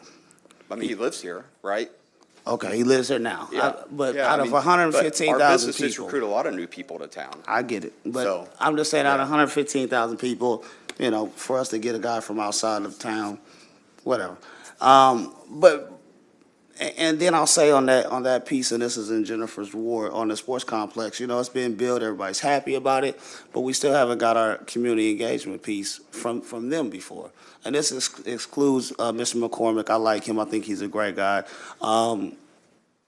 But I feel like some of our other developers, you know, we sit here, we talk this minority stuff, and it's like, oh, you know, they're just talking. They don't believe fat meat is greasy, but I promise you it is. And if I have to call on my people and go to the projects and stand in front of them to get our people in front and cause a lot of commotion, I'll go to jail about this. I promise you. About us working on these projects and really rising the level of minority respect in this city, because what's going on in that, we ain't having it here. We ain't doing it. I don't care what Trump say. I don't care what he DEI and all that craziness. We're not going to cut out here in Springfield black folks, people of color, from the funding, our funding. Everybody else can go do what they want. Everybody else on your board, they private business, they can do whatever they want with their money. But Springfield's money has to be for everybody. It has to be focused on everybody. We did take a great trip. Please, I'm trying to finish. We did take a great trip to Pullman. Great trip to Pullman. And we did go see an incubator. But really what was impressive is how Pullman used the factory, the old train factory, to stabilize the community, to start building out the community. And that's what was more important than just the incubator itself, but to see how they used that historical site. The A. Philip Randolph worked 10 years just to form that union so black people can be in the union, right? And now that area is starting to grow again. We see Walmart with you know, not historically union built and on, but they made strides for it. Had all types of greenery on the roof and doing some things that community wanted them to do. So that's sort of what I'm looking at for the Growth Alliance to look at for a community like mine who has just about every historical site, including Lincoln's Homes, all in Ward 2, Elijah House, Lincoln Homes, Ambassador House, Lincoln Color Home, those people that we see on the mural, all of their homes and buildings are in Ward 2. And so we have an opportunity to really build upon that and change the community. We wouldn't be here if somebody didn't lie and burn it all down. We wouldn't even be talking about it. You wouldn't even have me here, right? So I'm very, very, very serious about it. You know, I'm sorry I missed you on the call when I came in. Your application was there, and there's some other things I want to talk about, but I'm gonna let the prospective alderman do it. But when we talk about downtown, give me one second. On these contracts on development, I don't disagree with you. I will say almost every single one of those, the city has a contract involved with that development, and those things should be in there. I mean, that's not something the Growth Alliance can force. You're the enforcement agency. So I would not disagree with you about the importance of doing that. I agree. I just want you to understand the limits of my ability to make it happen. That's this body is who can make that happen. And I would support that. I'm just not in a position to force it. But every time I get someone that is interested in looking at making an investment in Springfield, the first place I talk to them about is East Springfield. The very first thing. When Alderman Williams has brought up the East Side Plan multiple times and I couldn't find it and couldn't get anyone to tell me where it was, I found it. Right. Finally. You know, and not only did I find that one, I found multiple East Side plans that are on file that haven't been implemented. And I'm surprised about that too, because when you think about things like the East Side TIF, all the streetscape work, that can be funded through TIF. Absolutely. The cannabis money, the $500,000 in cannabis money every year, that's money that could go to do big projects too. So I believe there's. Or the portion that goes to the police and fire pension. So, right, but there's funding and there's plans.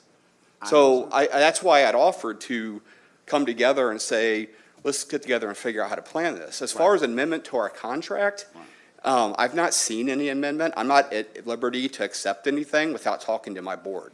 Because I'm caught off guard by that, because in an agreement, it's two people have an agreement, and the agreement we have doesn't allow the Growth Alliance to unilaterally change anything in it without an agreement from all of you. So when we was on the phone, I asked you, would you be okay and comfortable with a subcommittee that's focused on this? And you said yes. But it didn't say anything about amending our contract. I can't unilaterally approve a contract amendment. Well, I'm gonna put the amendment in. We can vote it up, vote it down. Okay. But I won't support the Growth Alliance if we can't just do a simple thing and focus on small. I'm not saying we I'm not- can't. I'm right. just saying I'm I don't not- know. I'm not Yeah. mad at you. Yeah. I'm not tripping with you. You're a good guy. I like you. I know you got a job to do. Yeah. What I'm telling you is this I is understand. city funding.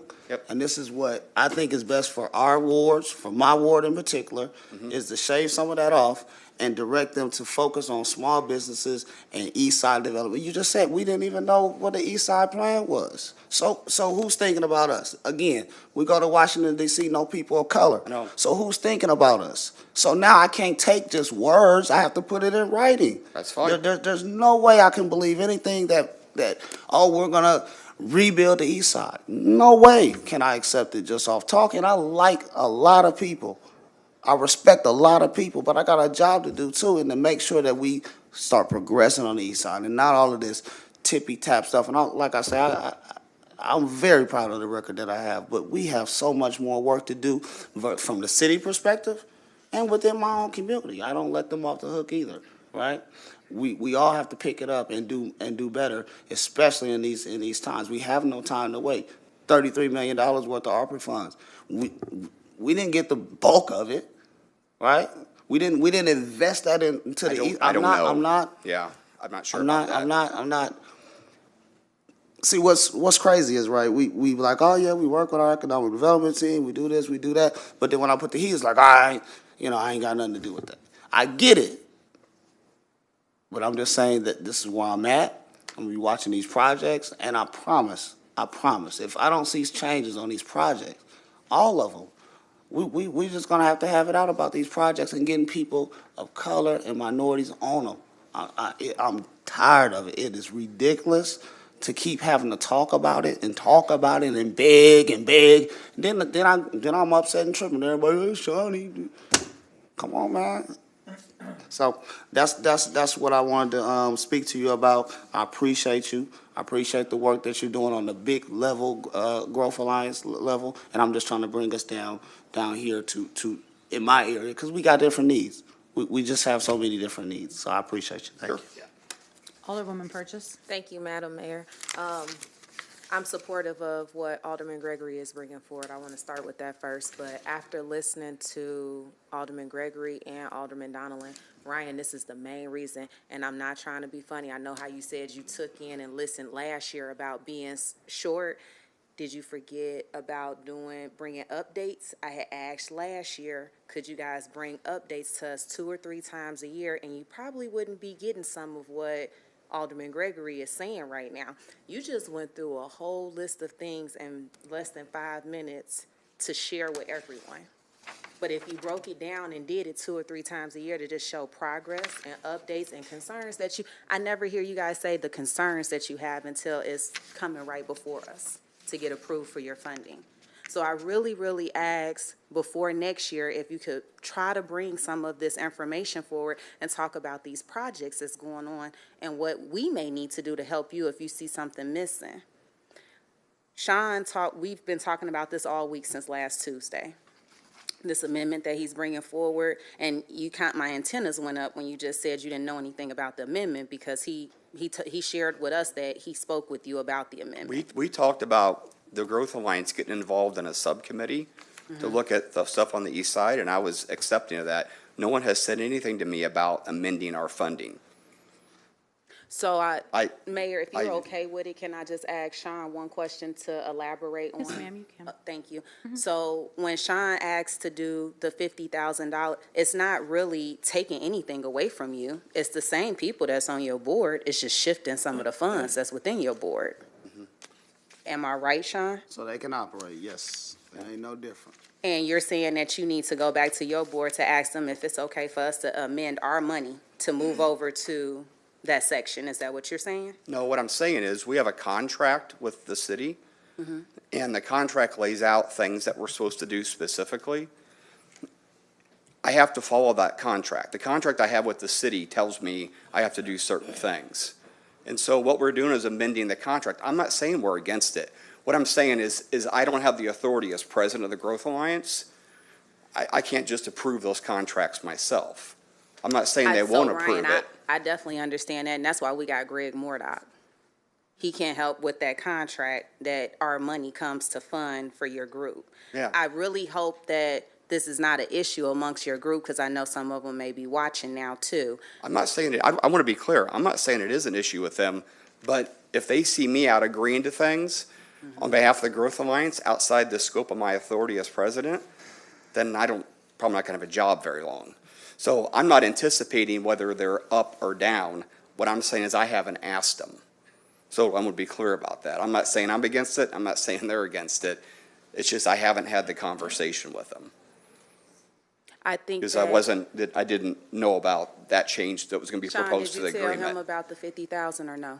No, I don't have to ask. I told him I was gonna do a subcommittee, and in my conversations with, Corporation Counsel, I felt like they needed an operating budget. It's only $50,000 out of $250,000 out of a group has gotten $2 million since I've sat up here since 2019. So I don't wanna hear nothing about no $50,000, lucky and ain't more. Or I can just come back and just do a whole one for the east side only and give somebody $150,000 to wait. worry about us and worry about what we're our development. This is crazy to even have this long of a conversation about saying, oh, make a subcommittee, give them $50,000 so they can operate, not give it to the businesses that they helping so they can host seminars, so they can bridge the gap, just like you doing for the rich white boys. Right? Right? Isn't that what you do? You help them, you take them by their hand, and you say, come on, Frito-Lay, I got land out here, I got land here, I got land here. That's what you do, and that's what I want them to do with businesses on the east side and business over. I want them to take them by their hand and help them. So I just wanted to clear, Ryan, that don't need a response. I just wanted to clarify what Alderman Gregory was asking. We are supporting this amendment coming forward that he's getting ready to put on the floor. I hope my colleagues support it too. I know that you're raising some concern about your board, but I can see if it was your board money, but it's coming from the horseshoe on how to lay this plan out. The second thing I want to say is that when we did have this conversation, we included downtown as well, because Alderman Donelan just hit it on the head. We're going through a lot of struggles. We also have the most black representation downtown that we haven't seen in a very, very long time. We have more small businesses wanting to come to downtown, but they need some help. And help me out with, what's the program that shows you how many people come downtown? You can kind of see it from the phone. I had a, what is it called, Mayor? Placer. Placer AI, yeah, the database that we use. So that's one of the updates that I want to see you talk about, other than just when you come before us for funding, because I think that would help when Frito-Lay came forward and you guys were talking about where businesses can go, or if we just ask for one small box store to come downtown. And the concerns I get is that it's not enough foot traffic for downtown. Half of the east side is driving through downtown to get out west to go buy something. So you can't tell me that we don't see the numbers. It just feels like, and Ralph, I know how you feel, so don't get your antennas up. When we say the west side, it's not a west side versus east side, but people from this side of town and my ward is driving to go, I drive to go out west and go shopping. We need to see some of that come back to the inner city, and I'm not understanding why that's not working. I've been sitting up here for 4 years. I come and just sit with you and Abby, and I ask, y'all walk me through this. How does this work? How do we see how this generates on the cell phone? But I'm not the expert to really go back out and explain, and I know I need to do a better job because people see the work that I'm doing behind the scenes, and I don't always talk about it.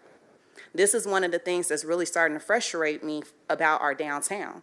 Our downtown is for everyone to come to, and I'm not seeing any growth in that area.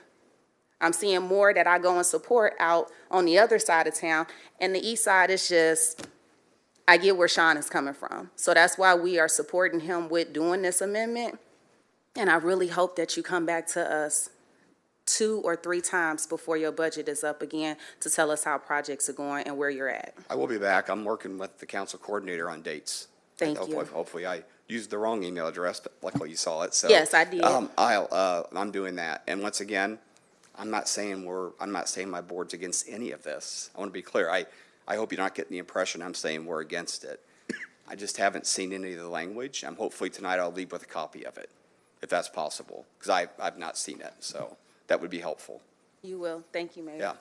Alderman Williams? Yeah, thank you, Mayor, and thank you for coming. I appreciate your comments. I've heard a lot of it before. You know, my frustration comes from watching how things develop in Springfield and our county, for that matter. I'm not shocked that you couldn't find the East Side plan, whichever three of them.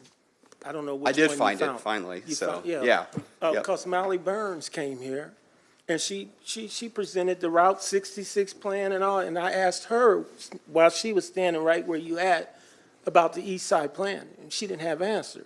She said, I didn't know. One's dated 2001, one's dated 2010. I mean, so you got to understand my frustration coming in as an alderman and looking at something like South Grand Avenue East and looking at it today, and it's worse. It's more empty lots. So I don't think the problem is space or whatever, or anything like that. I think it's about when it's in front of somebody's mind to be serious about doing some form of development over there. I asked at my neighborhood associations, you know, they'll say, well, Alderman, the last big thing that got built on the east side was Pepsi, you know, Pepsi Cola Company. And then when I do my research, that really wasn't a build, that was a move. I mean, they built it because they were moving from what now is the food bank. That used to be the old Pepsi. So as I talk to my people about this, and we talk about South Grand, where Burger King now is probably on its 5th year not being open, and all that parking lot and all that building, and then I have lots in between the gas station and AutoZone and the gas station and the car wash or car lot, whatever it is now. My whole point is, when does somebody take a look at South Grand? All those empty lots. I know about Pastor Silas's new church, where it's going to go, but it's still tons of land. But all we can talk about is Route 66, some of downtown. They have a plan, the downtown plan, the medical district plan.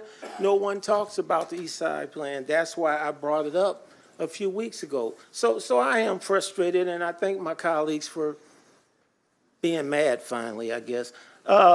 So I do have some questions I want to ask you. So when was the last project that you would say Sangamon Growth Alliance was involved with? On the east side. On the east side, the Home 2 Suites by Hilton on Dirksen Parkway, that's in your ward. Yes. So That hotel developer was looking to develop a hotel in Springfield, and I pushed him to the east side. Yeah. Because I did a project with him in Decatur. That's open and operating right now. I just asked when was the last one, Yeah. and that's what I got. That's what I figured. Yeah. Didn't use any really city incentives, though. No, he tried to use He tried, enterprise zone, and but we fumbled it, we were, correct? Okay. we were reaching out to you and others, and For the sake of time, Yep. we kind of already know the same. The developers, I keep hearing about, there's interested developers. At the Pillsbury meeting, I heard it. You just said it. I've heard the mayor say it on the, who are these developers? I'm not at liberty to give any names. See, that's the problem. Yeah. So why? So Why? Because I need to contact them as the alderman to start talking about some of what you say ain't your responsibility as the city. So I'm trying to do it. Yeah. Tell me the name of the developer so I can engage them on how many women, how many people call. I mean, what are we doing here? Because this is why why it never improves. Because you're not at liberty. Who's stopping you? Your board? No, not my board. We typically sign non-disclosure agreements with developers that we're required to because of the private competitive reasons that we deal with. And many times these could be public or traded companies, so we have to keep it quiet. At what point do we know the name of the developer that's interested? Corporate counsel? You, somebody? At what point will we know that name? For Pillsbury, let's say for Pillsbury. That would be a question for the Growth Alliance. Yeah, as soon as they want to start thinking about building permits, if they utter any word about wanting any kind of city incentive, I tell them they need to reveal themselves to the city and the older person. I always wrap the older person in. So we will definitely wrap them into that. If they're just looking at a site and not sure they're going to do something, at that point where they start expressing interest in doing something, I connect them with the older people and the city staff and the mayor's office. Okay, It only stays confidential when they're first looking. Do you work with our city planner? Sean Pritchard? Yeah. Okay, so what are y'all working on?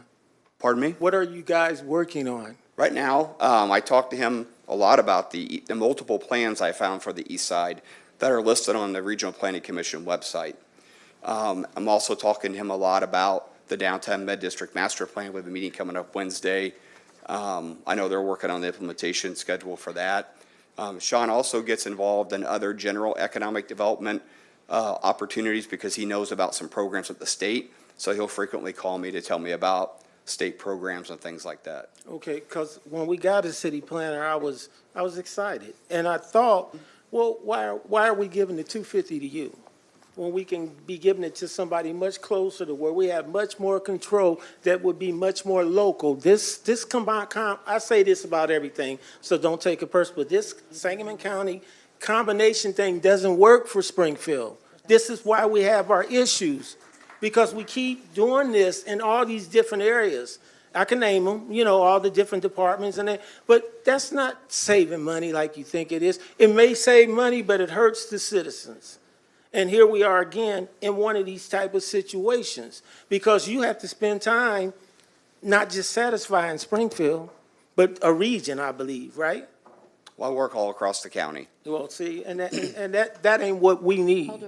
That's why South Grand gets pushed to the back and gets pushed, because your time is consumed by the other things across the county. We need to give Pritchard maybe the $250,000, let him build a staff, another couple, and then focus on some of our problem issues in the city. And let the county be the county with their county board. And speaking of boards, you said it's 28 of you guys? Yeah. How many women? How many women? How many of them are women? I would say, My favorite questions. I'm guessing on the women's side, probably, what would you say, Mayor? A dozen? On the board? Yeah, Or more. or more. So you're saying it's at least 12 women? Okay, how many people of color? Two, right now, two. We had 3 members of color, individuals of color, and like I said, one of those individuals delegated his board position to somebody else. Okay, so for the sake of time, I'm gonna stop. I'll just say that, you know, we went on the trip. I got excited about Pullman's. I mean, I did. I saw a factory about probably 3 times the size of Pillsbury, maybe even larger. And I saw what Chicago did with that. I saw not just the Walmart, the recreation center, and just tons of stuff they did with that. And I'm trying to get ahead so we do the right thing for the people. But right now, I'm dealing in so many ways. I'm dealing with what we're doing here. I got Pillsbury move forward, but nobody's from Pillsbury. They're all white people from the West or from the far South. Nobody that make up that group. I got the neighborhood association president now working with him, and and he's a white guy, and that's fine. But I'm dealing with a neighborhood that's probably 50-50. I just want to make it more real and more tangible so that something does go on there right. And I can't even get you to tell me about a developer yet, I guess. So, yes, I'm frustrated. That's why I let these two do most of the talking. I do appreciate you. Like I said, you took me on a trip. I saw a real incubator. My eyes were wide open when I saw that. Also, I've been to an even bigger one in Market Square, whatever that is, that big building downtown. They have a huge incubator there, you know, on the 15th floor. Chicago Mart building or something. I can't remember the correct name of it. So I say all this to say it's time to get serious about the east side and not just housing. No, we can get housing, but not just housing. There's a need for housing all over, so we need to put it all over. But we need to put some retail, some development. Yes, I have Capital City. Yes, I have tons of stuff going on. They'll be on the edges, Stevenson Drive and Dirksen. But they won't turn down South Grand. They won't turn down Cook. They're barely coming down Clear Lake, but this is all Ward 3. And my job is to find out from guys like you what's really going on. You told me one time, well, we can't make the developers come, you know. So then I have to fight for incentives and make sure that they can use all the different incentives that may invite them to come. But the only reason why I will be in agreement of the subcommittee, because we need to make this thing smaller so it can get focused, because I think your group, it's too big for, and we're lost in it. You couldn't find the plan, that's my evidence. I found Mally it. couldn't find it, you found it. I found it but- after, I mean, I'd called you and I'd called other people, Yes. asking where it was. I gave up and did it But in this kind of myself. position, sir, you should have knew about it. I, You should have knew that it existed, not, Yeah. I don't care which version of it, you really should have known that there's an East Side plan, and it was a beautiful plan. Yeah. It has a lot of good stuff, but it never gets touched, it's just on a piece of paper. This is why I'm telling him now, don't get your hopes up, even if you get it in and get it in writing, like he said, don't really mean nothing unless you stay on top of things. So I'll end it by saying, I know these are not the best kind of conversations, but we need to get serious about development and include the east side and downtown as well. Thank you. Alderwoman Conley? Thank you, Mayor. Thank you, Ryan, for coming in. Alderman Gregory, I just want to say, I hadn't seen your amendment before we started talking about it either. But what you've gotten here is really asking for an emphasis on education and training. The kinds of things, Ryan, that I know that you talked about, that you highlight that the Growth Alliance does, working with Innovation Center. I understand Alderman Gregory's frustration, and I think I've been pretty consistent in saying, I know I represent Ward 8, right? I live, it's more of a West Side ward. This city doesn't improve while we have portions of the city that feel this left behind, where we're seeing an unequal distribution in development activities, in new industry. And Alderman Gregory, I respect very much that you put this forward. You've talked about concepts like this for a long time. I wasn't sure when I started reading it what was going on, and Ryan, I do hope that when you take this to your board, what they see is a genuine interest and desire and a need for this community to have equal development and pull up the parts of our community that are suffering.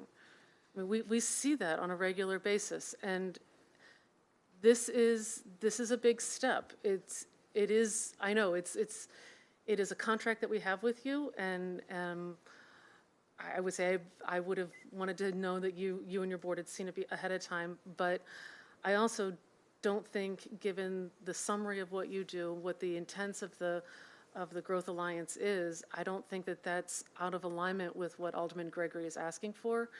And I think in the end, having a stronger east side, having a stronger north end, and a reinvigorated downtown makes my ward better. It makes our city better, and I think that that's really the intent of what's going on here. So, Alderman Gregory, I just want to say I do intend to support your amendment, so thank you. Appreciate you, thank you. Alderman Hanauer? Yeah, thank you, Mayor. I'm confused by the point that we put language in our PLAs that were pretty strict about, you know, who has to, what percentages of people that have to be on jobs and things like that. Are we not tracking that, or how? I guess lost it, but. That's Mike. I guess the question I'm throwing out is, are we tracking that, and where are we? I can answer that. We are Okay. tracking it. The only contract prior to my administration that had minority participation in the contract was Poplar Place. All the other contracts that we would show not minority participation were prior to this administration. Since then, we have been pushing it very hard, and Mr. Lesko can talk to that if you would like. That's where Alderman Gregory got his reports, because Mr. Lesko does keep track of that. All right, and Yes. so I guess real quick, if you don't mind, Ryan, Mike, where are we? Do we need to enforce it harder, or where are we at on that? Well, that's probably a decision for this body and not us. I mean, we track through our ePrism labor, it's our labor management software. It tracks prevailing wage, it tracks labor participation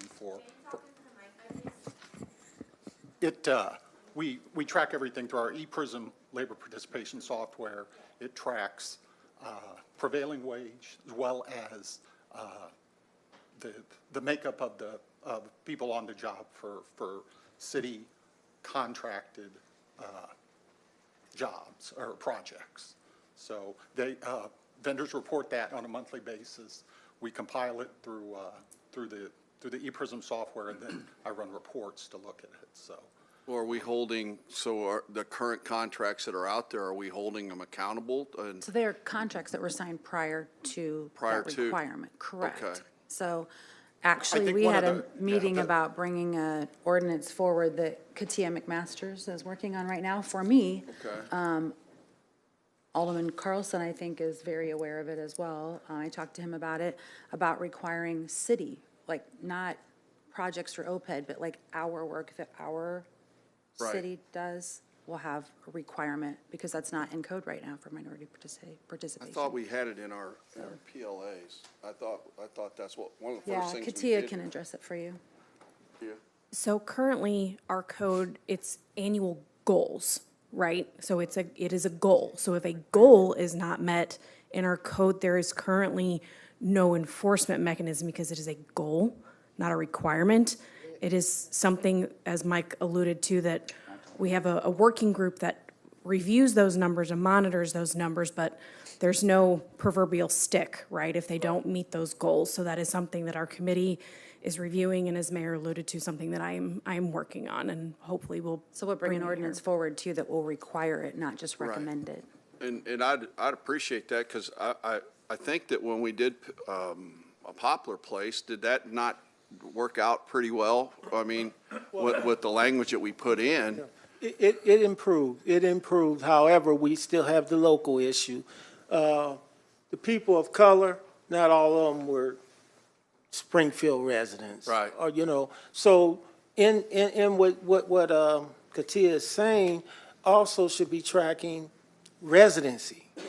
Where are these people from? And this is why me and the unions go around sometime, because I ask these questions. They still be Springfield guys. Right, we do track residency as Yeah, well. yeah, What I but we don't meet our goals in anything, really. So if I can with that. But it was improvement on Popular Place, Alderman. Okay, thank I'm you. going to let Katia finish her statement. So what you were referring to, Alderman Williams, with respect to the local labor, what we are envisioning for the FBE, MBE requirement, that is a goal. The local participation is a requirement. So the ordinance we're envisioning will track more in line with the local participation where there is a strict and hefty penalty provision. And we are also tracking that in our committee to where if we need to ramp up enforcement of the local labor, that we're keeping an eye on that and doing that as well. I do want to clarify that there are two different things that I think are being discussed here that we need to kind of separate. The FBE, MBE goals are on public contracts, but there are also, we're talking about PLA requirements. These are two different things. And so with the FBE, MBE goals on the public projects is what I was referring to previously, Alderman, that they're goals. If there are actual percentages that are required in a PLA, that is separate. And the PLA is sometimes, but not always, with the city. It depends on the scope of the project. And, for example, an OPED project would be between a developer and, a different entity, whereas a public works contract directly involves the city. So one PLA on the public works contract, we have, because it's with us, we have the ability to enforce. But if it's just a pass-through like an OPED where the city is not directly part of the PLA, we cannot enforce that. That PLA would have to be enforced through contract provisions between those two entities. Does that help clarify things? Well, for me, Popular had Related. Related was the owners, And then I guess that was a situation like is that a good example or not? It is, you're correct. It is, and so in that, Alderman Hanauer, we were able to get some improvements with it. my fight the whole time I've been up here is PLA doesn't guarantee that fairness, and she's left the room, but I think in her mind, if I get a PLA, oh, I got my woman taken care, that's not really true. Right. A PLA does, take care of the prevailing wage and some of these other issues, but the tracking, maybe it didn't happen in the old administration. I'm yet to see in the report on how well we're doing, but the enforcement piece is missing, period. Yeah. We can even track, but if we ain't enforcing, nothing changes for the community. So There's gotta be Alderman, some I would like enforcement. to speak for myself. Sure. You are singing my song. When I Okay. came into office, we were not tracking any contracts, whether they were external or internal. So I created a committee to track the contracts made up of legal, public works, purchasing, and we are tracking them. And then we have found that there is a deficiency because it does not require minority participation, it recommends. So I said, work on an ordinance and get me one, and we're bringing it forward. We're going to require it on our public works projects. So there are deficiencies, but we are going to fix them, sir. Thank you. Absolutely. I Alderman guess- Hanauer, I'm sorry. you're No, probably that's not all right. done. And then I guess my other question would be, okay, so right now, we're talking about extending a contract that we already have, and our annual cost is $250,000. But the amendment will be $200,000. Is that something that we can do, or do we need to look at maybe going to 250 and then putting 50 extra, so it doesn't invalidate this contract? I guess that's for you, Corporation Counsel. So what we're doing now, what this addendum does is it agrees to extend the contract for an additional year at $250,000, which is what we have traditionally done. This is the seventh extension that we're doing. What amendment number 1 proposes to do is that same extension with $250,000, but then in addition, create and specify in the contract and amend the contract to create a new working council that's described in the amendment. So if this is approved here, what we'll do is we'll amend the contract, we'll send it over to the Growth Alliance and ask them to approve it on those terms. The money would not change, the $250,000, with the exception that $50,000 would need to be set aside for the working council. Now, once we send it over, the Growth Alliance will have to vote on it, and if they refuse to accept it, then we would not have a contract with them, meaning we wouldn't be obligated to pay the $250,000, but they would not be obligated to create the working group, and then the council, they might come back with a counteroffer, or we would have to decide what the relationship between the parties would be at that time. Now, that's some action right there. I just wasn't sure whether it'd be better to go with the contract and then follow up with the $50,000 and ask them and, push for the subcommittee. Because I feel like we're changing the contract, and they obviously didn't know about the change. I'd rather them tell us whether it was something they would agree to or not. And obviously Ryan can't do that here. Any other comments, Alderman Hanauer? No, thank you. Okay, Alderman Williams? Yeah, well, they're using our money. They're the board for them, but it's our money. It's the city and the citizens' money. So if we're telling them, we don't have to be in a position that they tell us or they got to approve us. We approve it, he presents it to them. What are they going to do? Say, then we don't want none of it? I think we're looking at this backwards. This is city. This is who they're coming to asking us. Same way when we do ACE-NICS. He's getting the contract. He's coming for us. We got to put things in perspective and keep them the way they're supposed to be. So all we're doing is saying what we want and telling him that's how we approve it. He takes it back to his board. If they send the money back, we'll use it somewhere else. Thank you. Yes, sir. Alderman Gregory? Oh, no, I'm done. Alderman Rockford? I'll follow up later. So Ryan, I think, and I'm speaking for myself, but when you, we give you this money, we expect your group of people to go out and equally go to each part of the town and say, hey, listen, we need to do something on the east side of town. Where can we go? The developer comes in, a business comes in, hey, we got some spots on the east side of town, the north end of town. And that's, whether we give you an extra 50,000 or whatever, that's your job, your group, to go out there and explore this. You're hearing from the east side of town, the north side of town. I hear my kids talking and people talking. They just opened up another chicken shack on Wabash Avenue. There's 3 of them with, crammed in. Do we not go to other parts of town and say, hey, listen, there's 10-gallon of you-know-what and a 5-gallon bucket out there. How about we move it to the north end or the east side? I'm shocked at the demand for chicken fingers. Well, just for the record. I don't understand it, but it goes out there. I don't either. And yet it's nothing but a cluster when you go there. And we'd like to have some of that stuff on the east end of town or the north end of town, or how about downtown? To revitalize. So I guess the whole frustration is it just keeps going and going. And again, I feel them. I hear what they're saying. It's got to be moved. And that's whether it's $50,000 or $100,000 or whatever. It's your group that we're giving the money to, and expect a little bit better performance. Yeah, I don't disagree. I have not been involved in recruiting any chicken finger places because they don't need any help. Yeah, I know. I agree with you. The plans that exist right now for the east side, I've read them since I've been able to find where they were. Yeah. They're good plans. I look forward to working through them with the older people that represent those areas. I believe we can bring some things to do with those, and we should work through them. We do need to update some of them.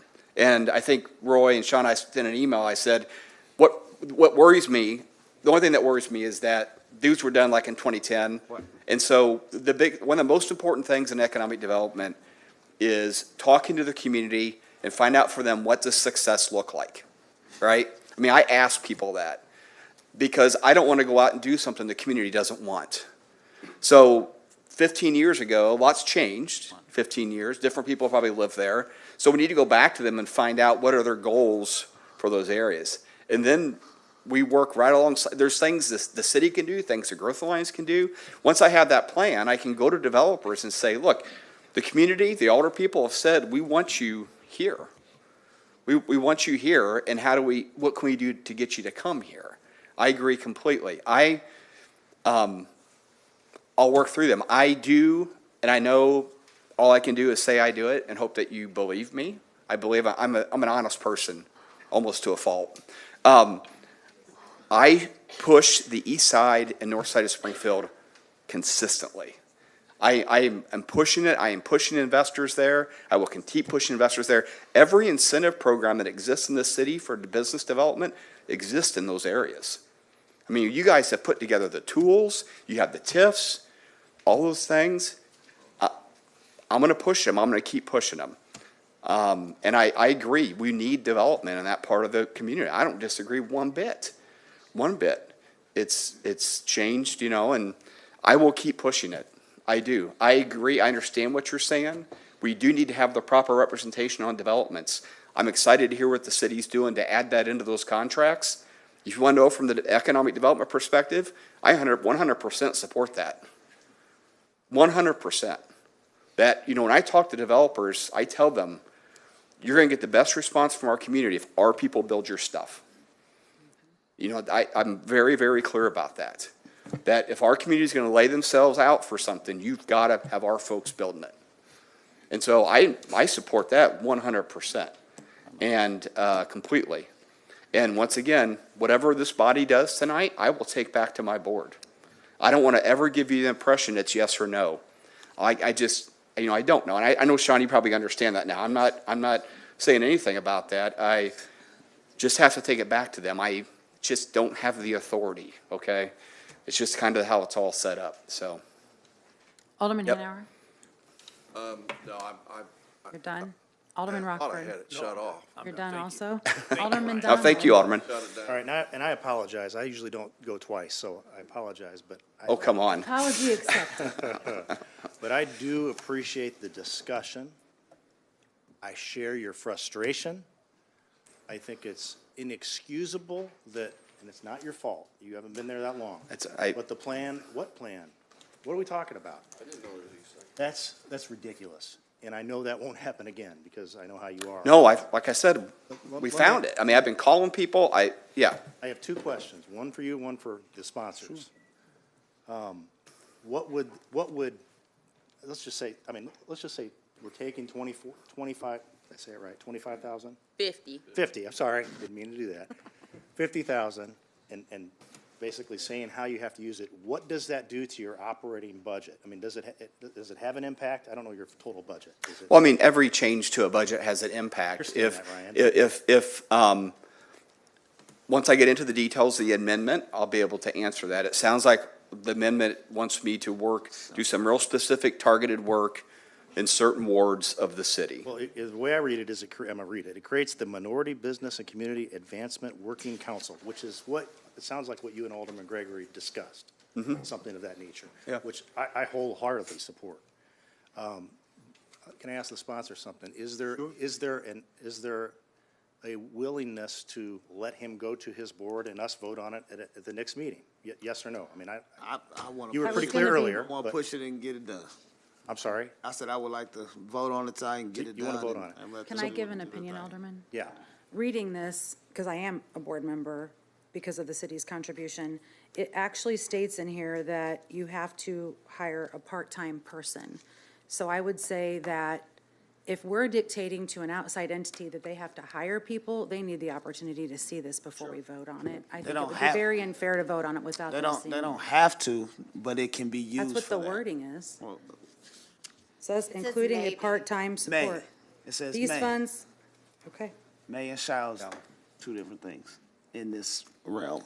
I believe that their board deserves from us the ability to see this, that we could hold it and vote on it at another council meeting personally, but go ahead, Yeah, Alderman Donlin. I'm indifferent, whatever, I will deliver back whatever the council decides to do. So I So, don't want to try to. Mayor, if I can, I'm not Yes, done. Alderman Donlin, I'm go not done ahead. yet. I don't like, and this isn't a shot at anybody, I'm sure I've done it before in the past, but ideally, we would all have an opportunity to look at an amendment, ahead of time. That's not always the case. That's just not how it is all the time. I know Alderwoman Purchase is waving at me. Do you? Yes, If I so, can, Mayor, I don't mean to. Absolutely. so Alderman Donovan, I understand what you're saying, and I am fine with what you and the mayor asked, and I asked that we hold the actual ordinance. So Agreed. now it's just transparent, so they can take this back, and we hold the ordinance to approve the 250,000 tonight too. That's what I was suggesting. Okay. Correct, agreed. So Okay. you're fine with that? Yes, Okay. yes, so we Sean, we would can do- vote on the amendment, and the ordinance would be held, and give him an opportunity to come back to us. Yes. Is that, Sean? I wasn't gonna have us vote on anything, just put it or do we want to back in not vote on the committee. amendment? Right now, we are just in discussion, so we're not doing anything because we're still in No, discussion. I of- understand, but I'm just trying to but- get a feel for what the sponsors temperature want to is. do. Alderman Gregory, can I ask you a question? I was suggesting that we put all of it back in committee and let him take the amendment to his board, and you might possibly want to be there. I don't know. That could be an invitation for you to attend, so that they could look at the amendment. And I know there's older people signed up, but, what frustrates me is I'm not taking nothing from the Sangamon County Growth Alliance. It's not all about the east side or Ward 2. I really put some thought in it about other areas. And we're just asking to take $50,000 and take somebody from your board and say, hey, guys, we gotta focus on these areas here and try to help these people along. That's it, and that's all. And we have spent, 45 minutes? 45 minutes talking about this. This is ridiculous. This is terrible. Terrible. Terrible. We always go through this anytime it's got something to do with a smidget of funding, and we have to stop this. This is ridiculous. You see how fast everything else went through? 10-0. I knew as soon as we got to this joint here, it was going to be almost an hour discussion about $50,000. This is ridiculous. So I say we vote on this. If they don't want it, they'll send it back to us, and we can do something else. And that's it. Alderman Donlin, I'll come back to you, but Alderman, with all due respect, I didn't even see this till I sat down tonight. I know, so- because Mayor, I must be honest with you. This is just how I operate. Because, when I start hearing my older people talk, I hear context clues. I know y'all been talking, soon as you seen it. I know, I can tell from his demeanor. And I also know there's people on that board that didn't support Cap 1908. Was really trying to get the man to rescind his letter, but he wouldn't. That's why I know you're a stand-up guy. So I'm not here to play these games. We're gonna vote on it and be done with it. If it fails, it fails. If it doesn't, but I'm gonna keep coming, trying to lift our community. We are behind. It's getting worse and worse. I mean,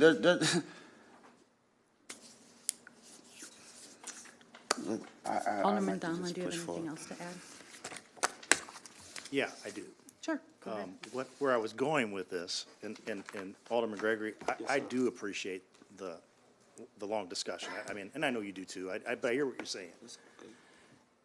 What I was going to suggest as a compromise is I was going to see if we could amend the amendment to increase the amount, $50,000, so that it would have no impact on their existing operations and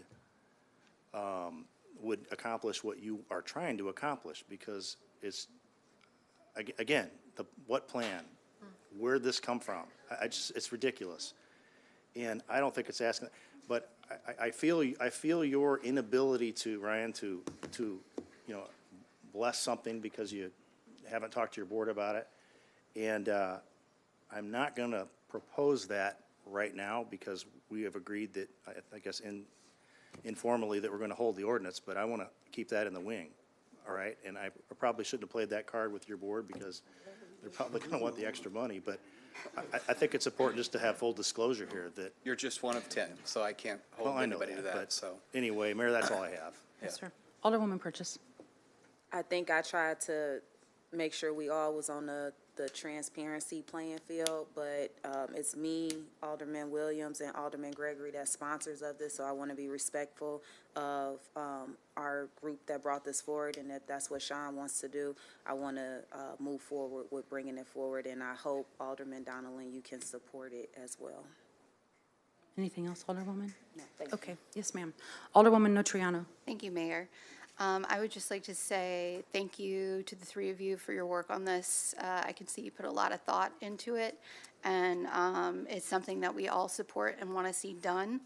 I think that we should go ahead and vote on this tonight because we're just going to send this over to the board, and they have the ability to make whatever decision they would like. If they tell us 250 less the 50,000 directed isn't enough, then we can talk about doing more. But ideally, I think keeping it at total 250 and then just breaking out a piece of it should be our first offer, right, if we're negotiating. So I think this is a good idea. There's nothing objectionable in it. And like I said, we're not going to have an agreement if they don't agree to it. So we will lose absolutely nothing by voting in favor of this as amended tonight. And I would just like to encourage my colleagues to go ahead and support it tonight. Thank you. Alderman Williams. Yeah, I'll just say he's not going to get fired if he takes it back and it's passed by us. They'll have their discussion and they may send them back to us, but trust me, they're not firing them. I think we should just call the vote. Thank you. So right now, we only have, just to be clear, we only have a motion and a second to put it on the final passage. Alderman Gregory, your amendment has not been proposed as of. Mayor, I motion to add amendment number 1. Okay, so we have a motion and a second to add amendment number 1. Thank you, Alderman. I just wanted to make sure we followed our rules. I appreciate you. Thank you. Yeah. So now any discussion on the amendment, first of all? Alderwoman Notriano, you're signed up to speak. Oh, yeah, Do you need anything? I'm Okay. good. Okay. So any other discussion on the amendment? Seeing none, will we be able, Joanna, to vote on the amendment? Okay. So then the voting will now be open on the amendment. If you vote yes, you're just voting for the amendment. This is to amend the ordinance. If you vote no, you are voting to not amend the ordinance.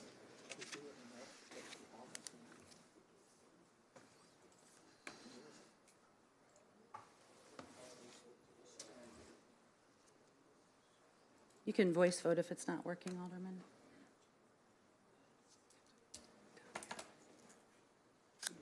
So the amendment passes with 10 voting yes, none voting no. So Alderman Gregory, we now have a motion and a second for the amended ordinance. Do you or any of your colleagues with the amendment or any other colleagues have discussion on the ordinance itself? As amended. As amended, yes. Okay. Mr. McCready, do you have anything you want to ask? Alderman Hanauer? Are we planning on holding it and sending it back now that's I think amended? we're voting. Would that be? We're voting? Because there was a motion and a second to vote on it. Yes. So the motion on on the final floor passage. is for approval as amended. As amended on final passage. Oh, I thought, okay. Yeah. I'm confused. Mr. McCready, do you have anything to add? I would just hope, who can send me a copy of the amendment? It's passed, so I'll give you a Thank you, copy because as soon I as haven't seen it, You so can have that mine. would be helpful to have, so I can take it back to my board. And Mayor, this so. is contingent on same kind of Growth Alliance and their board of Absolutely, directors. yeah. Any other discussion? Alderman Cox, sorry.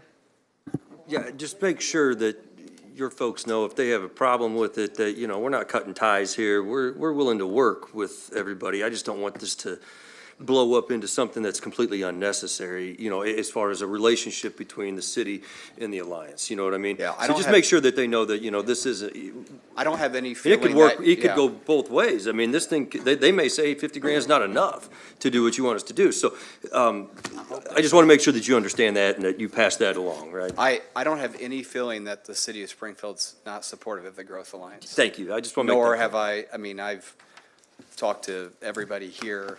Sean and I probably spent more time on the phone than a lot of folks over the years. So, no, I don't have any impression that there's a problem there. It's just the money you're giving us, you want to see it used a certain way. Sure. Well, and I don't know the And other so- 28 people that you have to work with, you know, so I just want to make sure that you, Yeah. that's conveyed appropriately. I trust you and I know Yeah. you will, but. Yeah, no, well, I mean, the good thing about what all you do is they can watch the meeting if they want and find out for Exactly sure right. Fair enough. what went on. So, no, Alderman Cox, I'm not, I don't feel like that, so, yep. Any other discussion from the alders? Okay, seeing none, are we okay to vote? Joanna, live? All set? Okay, we're all set. All those in favor of the motion, please vote yes. All those opposed, please vote no.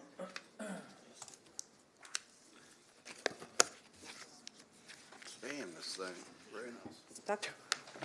And the motion passes with 10 voting yes, none voting no. Thank you, Mr. McCready. Thank you, I know you spent a lot of time tonight, so I appreciate that. I know you're busy, so, thanks. Thanks, Ryan.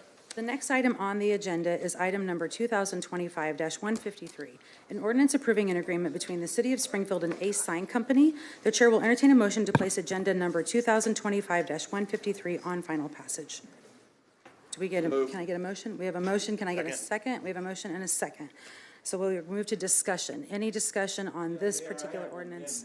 Alderman Williams. I have an amendment on the table. If I would ask corporate counsel to read the amendment, if he would, it's pretty short. Absolutely. So amendment number 1 to agenda item 2025-153 would specify that the agreement with Ace Sign Company would limit the space on the bus benches to commercial advertising and public service announcements that do not express or advocate opinions or positions on political, religious, or moral issues. So Alderman Williams has a motion for amendment number 1. Can I get a second? Second. We have a second. So now we're in discussion on the amendment that Corporation Counsel just read into the record. So any alders have questions on the amendment? Alderwoman Purchase. Thank you, Mayor. It's not a question, it's more of a statement. I spoke with Ace Sign, their team earlier today. While this is not the ideal,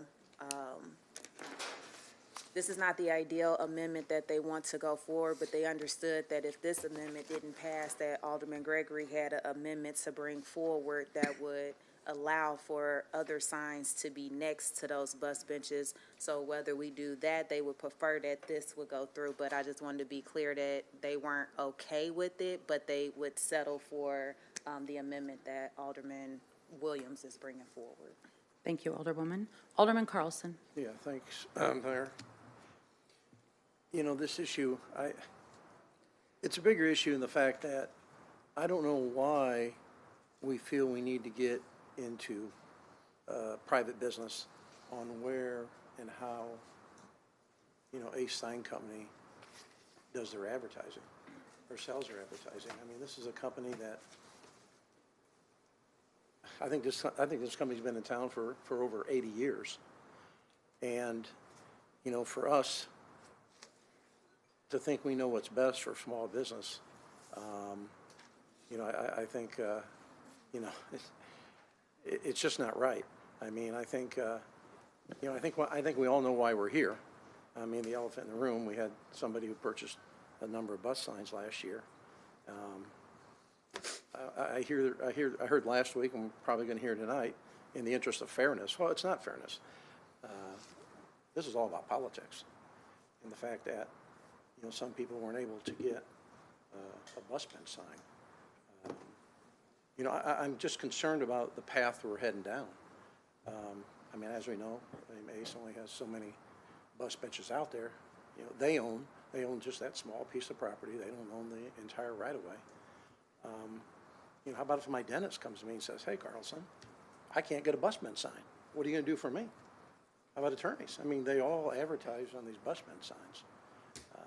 I just don't think we should be in the business of dictating and overseeing what private business does in Springfield. I mean, this is why we hear from developers, builders, it's tough to do business in Springfield because we micromanage these businesses and on stuff that, really we shouldn't be in the business of doing. They advertise, they sell bus benches, we should just get out of the way and let them do their job. And so we can focus on we had a good discussion the last couple hours. We can focus on really city business and trying to move Springfield forward. This doesn't do anything for the residents of Springfield, micromanaging what is on bus benches or not. So, thank you, Mayor. Alderman Williams. Yes, thank you, Mayor. So they still can advertise. Your doctor, your dentist, or whatever example you gave still can. It's political that can't. And you're right. You're saying we know what this is. It's political. It is. We're stopping it. So I'm glad you think like me that it's political. We have to stop it. We have to clean it up. And this is cleaning it up by saying we're not allowing it on the public people's way, the right of way. That's why. So Ace don't have to be there. They can put their benches wherever they want to put them. But the fact that they put them on the right of way is why we're involved saying, yeah, but don't. And many, many cities do this. This is not unique to Springfield. There's many states and around the states that does it a little different, but they do their version of it. So Ace can keep operating for another 80 years. They'll do fine. They can do some PSAs, public service announcements. They can do all the doctors, dentists, and everybody else they got. My problem was it was political, and it was based on a first come, first serve, but then when you check, we're booked out. So it's first come, first serve, it just doesn't exist. So that's my amendment. I hope you guys support it because it doesn't take anything away from a sign. You just heard all the women say they'll live with it, and things will be better when the season kicks in. We don't have to worry about it because that second thing that Gregory wants to propose, if this fails, is just too much. I talked to corporate, it would be too much on the city, the policing of it alone. Because now I'm picking up, we'll be talking about telephone poles, billboards, you name it. So I'm specific with the bus benches and saying no signs are going to be on there dealing with those three areas. That's in the amendment, and I appreciate your support. Any other discussion from the alders? So this vote would be on just the amendment, first of all, that Alderman Williams brought forward. Are we okay to vote on our machines, or do we need to do a roll call? Okay? Yes. So if you are voting yes, you're in favor of the amendment, and a no would be not in favor of the amendment. Oh, it's not working. Trying. Hold on. There. Am I missing someone? Roy. Oh, I can't see a vote. Not working well. Yeah, that's what I'm saying. It was sticking So today. it's tied, so Alderman Williams, I'm going to support your amendment. Thank you, Mayor. Thank you, You're Mayor. welcome, Alderman. So Agenda item is on the consent, or sorry, being moved forward to be approved as amended, 2025-153. Any discussion from the alders on that? Seeing none, the voting will now be open to vote on the ordinance. All those in favor of the motion will vote yes. All those opposed will vote no. And the motion passes with 10 voting yes, none voting no. We now need to move to our emergency passage items. The first item on emergency passage will be item 2025-168, an ordinance to increase the number of Class D liquor licenses by one for Tequila El Palo Corporation, DBA Tequila El Palo, located at 635 West Jefferson Street. Can I get a motion, please? Motion for passage. Second. We have a motion and a second for passage. Alderman Gregory, you have signed up to speak. Yes, I would just to bring some clarification, the gentleman who owns this restaurant, he has some issues with the application that fell along language barriers. So it is in now, he's got it all fixed, but it would be approved literally a day or two after Cinco de Mayo, which is his biggest holiday. Big So business. I thought we should bring it forward, so that's Understood, the sir. only reason. Any other discussion from any council members on this item for emergency passage? Oh, I thought he was gonna make the holiday. I'm sorry. If we get it, we're gonna make Okay, it. all right. Do you have any questions, Alderman Hanauer? Are you good? Everybody's good? Then voting will now be open.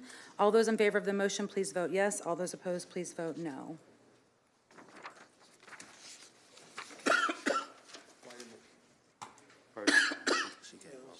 Oh, it be like that sometimes. And the motion passes with 9 voting yes, none voting no.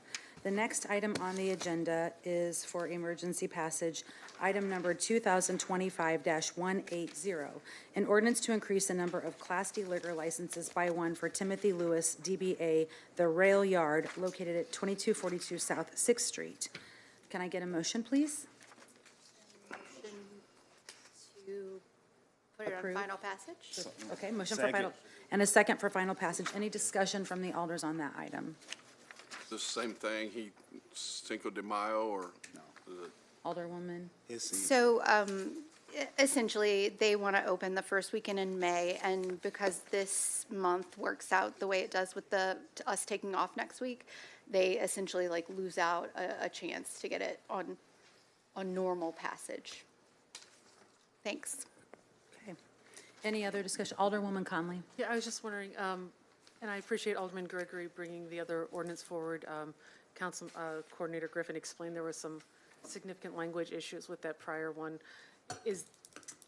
Why is this one being brought forward so late? I'm assuming these are not non-English speaking owners. No, so this was, it was supposed to be on first reading tonight, and that would have given them, if we had committee of the whole next week, and then if we had our regular meeting the following week, they would have been able to have this passed by the first weekend in May. I guess, my understanding is that the other business had significant issues with the application process, with language barriers being an obstacle. So that's why I don't have a problem with that one. I don't understand why this one. I mean, we I don't talked about understand- it last no, week. No, we didn't. so Actually, last week you just said that you were bringing something forward, and I didn't hear from you once This in a was week. sitting in front of everyone Jennifer, last week. Alderwoman, I didn't hear from anyone about this issue in the week that went through. Well, you can vote no if you'd like. Okay, I'm just asking because there were specific circumstances around the other ordinance, and I was just asking you, since I didn't hear from anyone, and this is one that you're advocating for, what is the specific circumstances around this situation that makes it different that they can't, I mean, the other businesses can open, right? There's only one that serves liquor, is that correct? The owners of this property have asked me that they would like to have their liquor license by the first weekend in May. This was set to be on first read today, and in the interest of granting them their wishes, I said that I would work with Corporation Counsel to bring this up to you all next week so we could put it on emergency passage this week, so they could be open the first weekend in May. That one portion of the restaurants. What I'm asking is, the question I'm asking that I wanted to hear from you is, what was the barrier to them not getting this brought forward earlier? I mean, they could have brought their application in. I don't know months ago. when they applied for anything or if this was delayed. I know that they submitted, or our office that actually puts things on the agenda submitted like maybe a day after the deadline for it to be on first read 2 weeks last ago? time. Yeah, so it's not, there was no issues or problems. This is simply this business, I guess, asking for us to do them a favor and also take into consideration that this month is different. We're not meeting next week. And so they are losing out on an opportunity to have us pass this before the first weekend in May. So the issue was that they, it wasn't filed, is that correct? I mean, I just need to, I'm just have trying no to idea. understand. I don't believe that it was late or anything like that. I just think it So was a No one timing spoke to me thing. about it either, so I Yeah, don't know. it missed our first read deadline, but not by much. I think it was brought to my attention on April 1st, asking if it could be put on the agenda then, but our agenda was posted. That was a meeting date, so our agenda had already been posted, so Right. it couldn't go on then. I do believe that there was there's a sale and a lease, so you'll see under first read, the current liquor license is actually, because the owner of the license is changing, you're gonna see we're going to decrease by that D. Right. So there's a change in ownership of the liquor license. But there was a liquor license at this location previously? Yes. Okay, thank you very much. I appreciate that explanation. Any other questions, Alderwoman? No, thank you, Mayor. Corporation Counsel, I have a question. Since there is an existing license, is it bad that there would be two for a temporary period of time on this property? Should we have also had an emergency passage to withdraw the old one? So, under that, we should be able to still do it because they've indicated that the old licensee is no longer operating Okay. there. So we Just being can the have, liquor commissioner, I thought I'd ask. we can. I've never issued two licenses to the same entity, so I thought I'd ask. So we'll have two, and then, as soon as that one they've relinquished their license, so then we'll decrease the total number of licenses Okay. given. Just wanted to make sure we weren't going to get sideways. Any other discussion? Seeing none, the voting will now be open. All those in favor of the motion, please vote yes. All those opposed, please vote no.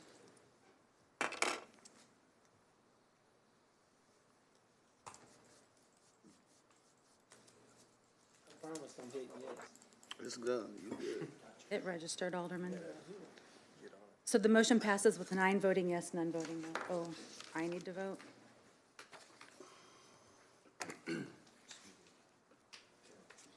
So the motion passes with 10 voting yes, none voting 0. At this point, we will go to any unfinished business. So do any of the council members have any unfinished business to come before the council? Alderwoman Conley? No? Oh, sorry, no. you were done, okay. Alderman Williams? New business? Oh, sorry. Anyone else have, you're fine, just stay there. Anyone have old business? If not, we'll go to new. All right, new business, Alderman Williams. I lost my place on my notes, so we're doing some kind of There you go. aerial, photography. I don't know if anyone is still here to speak to that. Is he over there? My favorite. It's not Scott.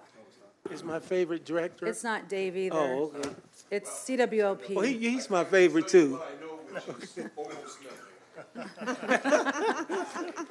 This was initiated by some folks at City Water, Light and Power, and the idea is to use ground penetrating radar to identify the location of not just current pipelines in public works, but a lot of the old stuff that's under the ground that we keep running into when we go subsurface. So old steam lines, old gas lines, things that have been abandoned that are in the way. This is an attempt to identify the locations of those old infrastructure. And that's all I really know about it. Okay, so, yeah, so that's the purpose. And Mayor, why I'm bringing it up is Yes, sir. because when I was on the broadband committee, forgot what year, but anyway, don't we have fiber underground in downtown area? The city has fiber throughout the city. Fiber optics, yeah. So in that committee that I served on, I thought that was supposed to be like secretive where it's at and, you know, where it's located. And would this project that you're describing pick that up and get put on this new map? Alderman, I can have Doug Brown or Tom Chief follow up with you and answer that for you. Okay. And we'll Because it send it just- through Corporation Counsel Griffin so everyone gets the answer. Please, please, because I was always told that that fiber network or optics, whatever we have under there, you know, deals with the hospitals, some school, you know, a lot of different things that are people are connected, and that we don't want that to be public for sabotage and things of that nature. Then when I read the article about how we're going to do that and look at everything, I just want to make sure we, I am not in a position to address it. okay, It's called LiDAR. okay. So we'll try to, We'll get an answer to you, okay, Alderman. thank you. Mr. Absolutely. Any other new business? Alderwoman Purchase, I'm looking at you. Seeing none, we will go to citizens who have signed up in advance to address the council. The first person who has signed up to speak is Ken Pasha. It actually says Kenneth Pasha on my list. That's what it says.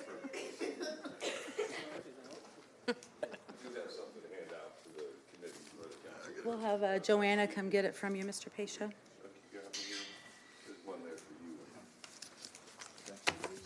There as well. If anyone on the side staff might look at those, I think the numbers are fairly important. Give you guys a little bit of context. That's SIU Medicine's Office of Equity, Diversity, and Inclusion. It's a study presented by Shripada Tripathi, MD, Associate Professor of Clinical Pediatrics. These numbers are pertinent to our city. I want you to take a really close look at those. I come up here every week. I hear a lot about how I'm rude, I'm abusive, I say vile things.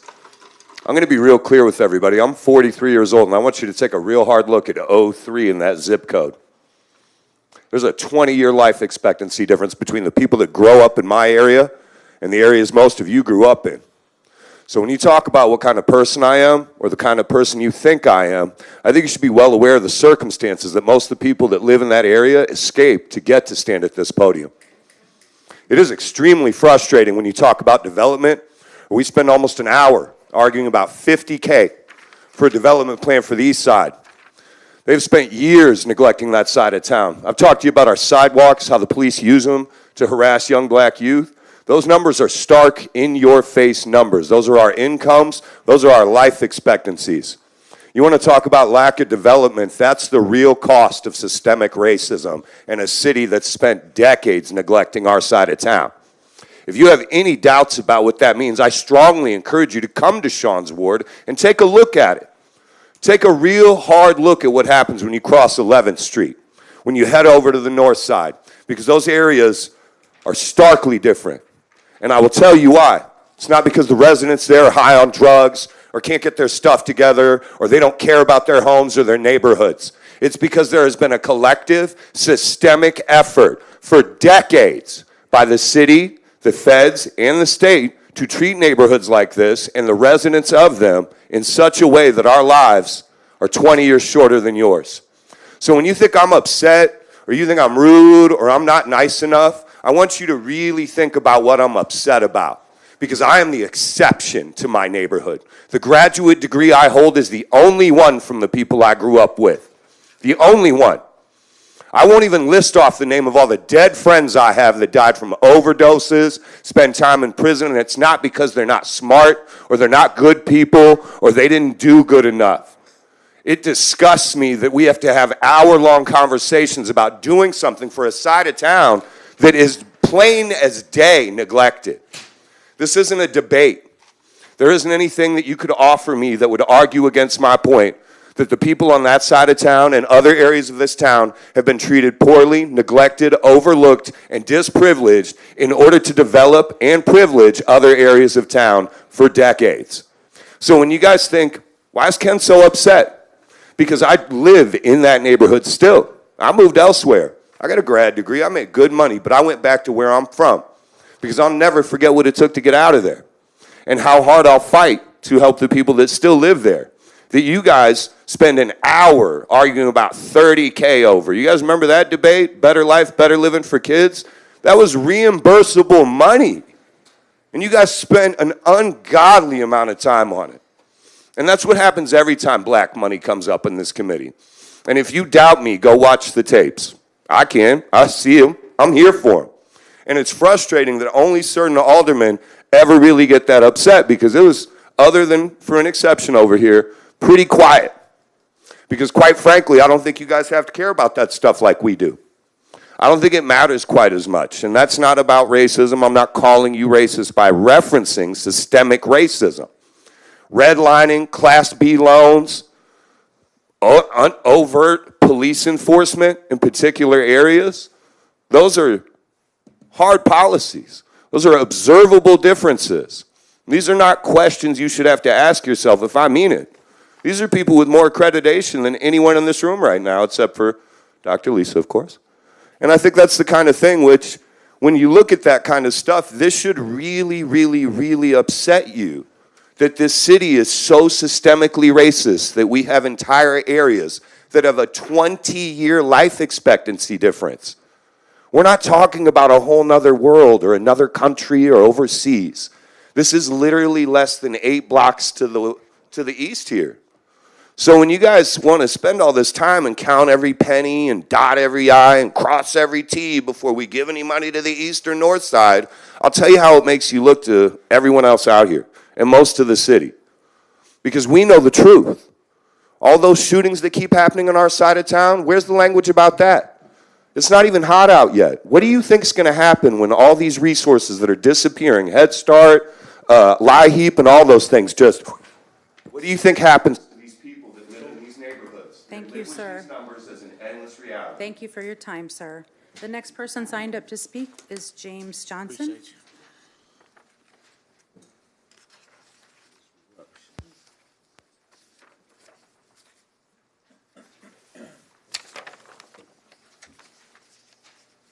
Good evening. Good evening. Good evening. I would really like to thank this horseshoe for showing some unity and voting together on an issue. This is one time in the many years that I came and sat in these meetings and seen it go the way it just did. So I'm going to thank you and applaud you for that. And I'm going to be nice tonight. I'm not even going to really bang the podium or cuss, Mayor. Please don't cuss. I'm not. But the late John Lewis would be proud of y'all. He would be proud. Because sometimes we got to fight the good fight. And sometimes we got to get in some good trouble. And for y'all who know I've been around here, I preached on that. I spoke on that. And if we have to do that, we will do that. I don't want to, but the late Mr. Lewis said sometimes we got to do that. Now, I know on the paper it said I was going to talk about the police, and I am.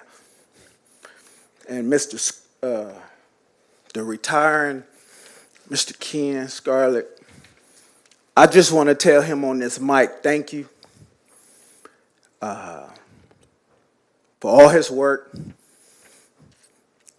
and for all his communication. And before I can come up here and talk about the police chief leaving, I get news that our fire chief is leaving. Now, I'm not really surprised, because if y'all go back 2 years ago, I said on the tapes, Larry, didn't I tell you, like, there was going to be a fire chief leaving within like 2-3 years? And we know why. And it's cool. I get it. I understand. You know, so now we got to start the whole process over again. We got to build a new relationship with another police chief. And we got to build another relationship with another fire chief. So we can keep getting minorities on our departments of the city. This is an endless cycle that we have went through. Now, can I just mention, I'm going to say his name and look at the mayor. Alderman Gregory, are you okay if we allow Alderman Mr. Gregory. Johnson to address you? I just want you to know that on 2 of those projects that you mentioned, one of them has at least a minimum of 7 blacks on it, just so you know. I'll make sure I'll keep you updated on that. I will do that. I like to come use these brown Yes. Yes. So, to the fire chief, thank you for your 2 years of service. I was hard on you, but it was for a good reason. And under your leadership, we got our first black female. So, Mayor, all eyes on you on the 2 new people at that in them seats. And I know we ain't gonna go outside of our departments because we don't do that. For us ones who've been around for years, we know how that went the last time we went outside.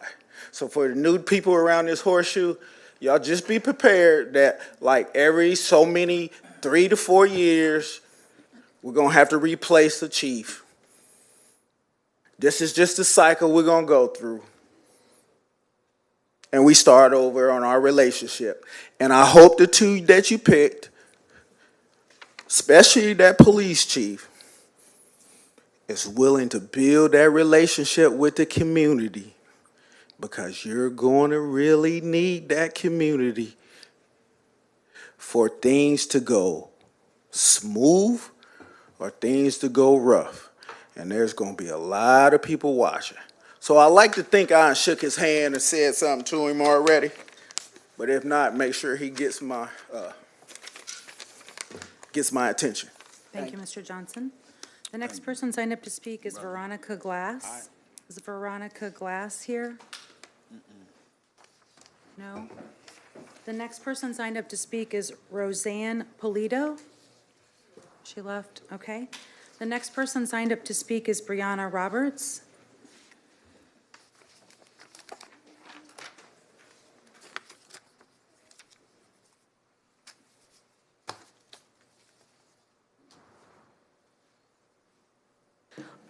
First, I just want to say I rewound the live stream. It was actually 70 minutes that we spent discussing the inclusion and payment of black contractors. That's crazy. 70 minutes for $50,000 out of a budget of $2 million is insane. This is a pattern. We start talking about paying black people, including them, and it's, whoa, hold on, where's this money going to come from? Are we sure we want to take it from these white people? They were promised this extra $50,000. What if we increase the budget so they can still get that $50,000? But I do want to thank Sean for bringing it up and fighting for us and all of the older people that spoke in support.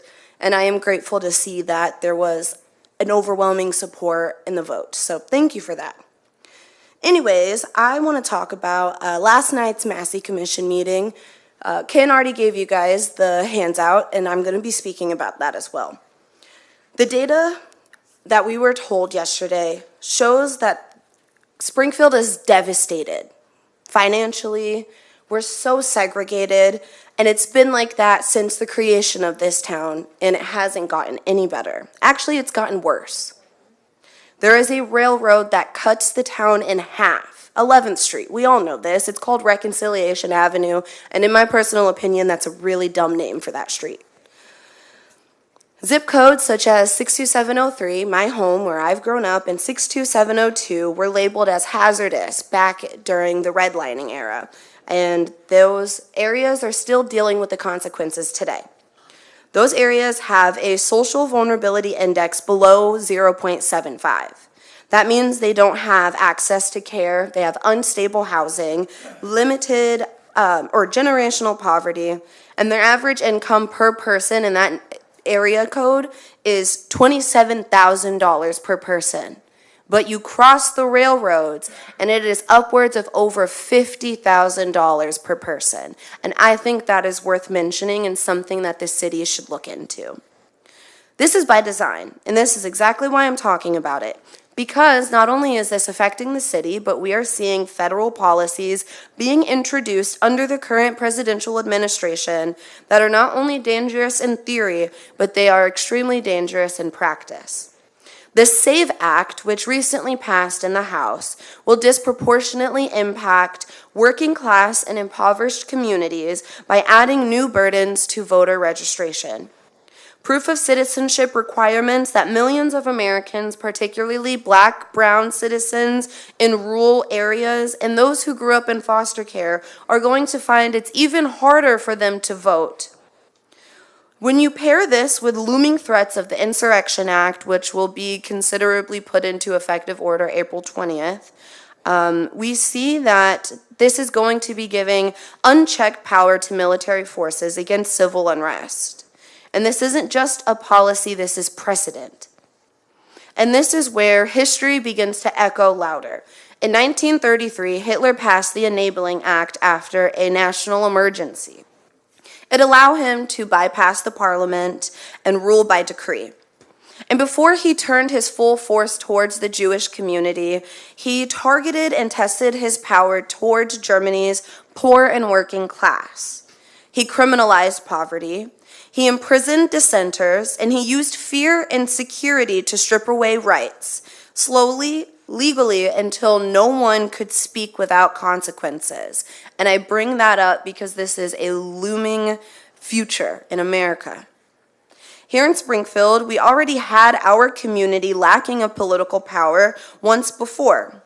In McNeil versus the City of Springfield, it was proven in federal court that at large, our voting system intentionally diluted the power of Black citizens. We can't let something like that happen again. I know that this is a federal level thing, but there are things we can do on a city level to protect our citizens in Springfield. This means working with Don Gray and making sure we have more access to early voter registration. This means educating the public and using your Facebook to get information out that's not just about city events. And lastly, I just want to mention, I'm speaking on behalf of my friend. She lives in Ward 6, and she is noticing a lot of glass, needles, knives, like in her area, in the sidewalk. And I just wanted to bring that up since she's not here to speak about it. It's dangerous for her kids. She doesn't know who to contact, so that's all. Thank you. Thank you very much. The next person signed up to speak would be Robert Frazier.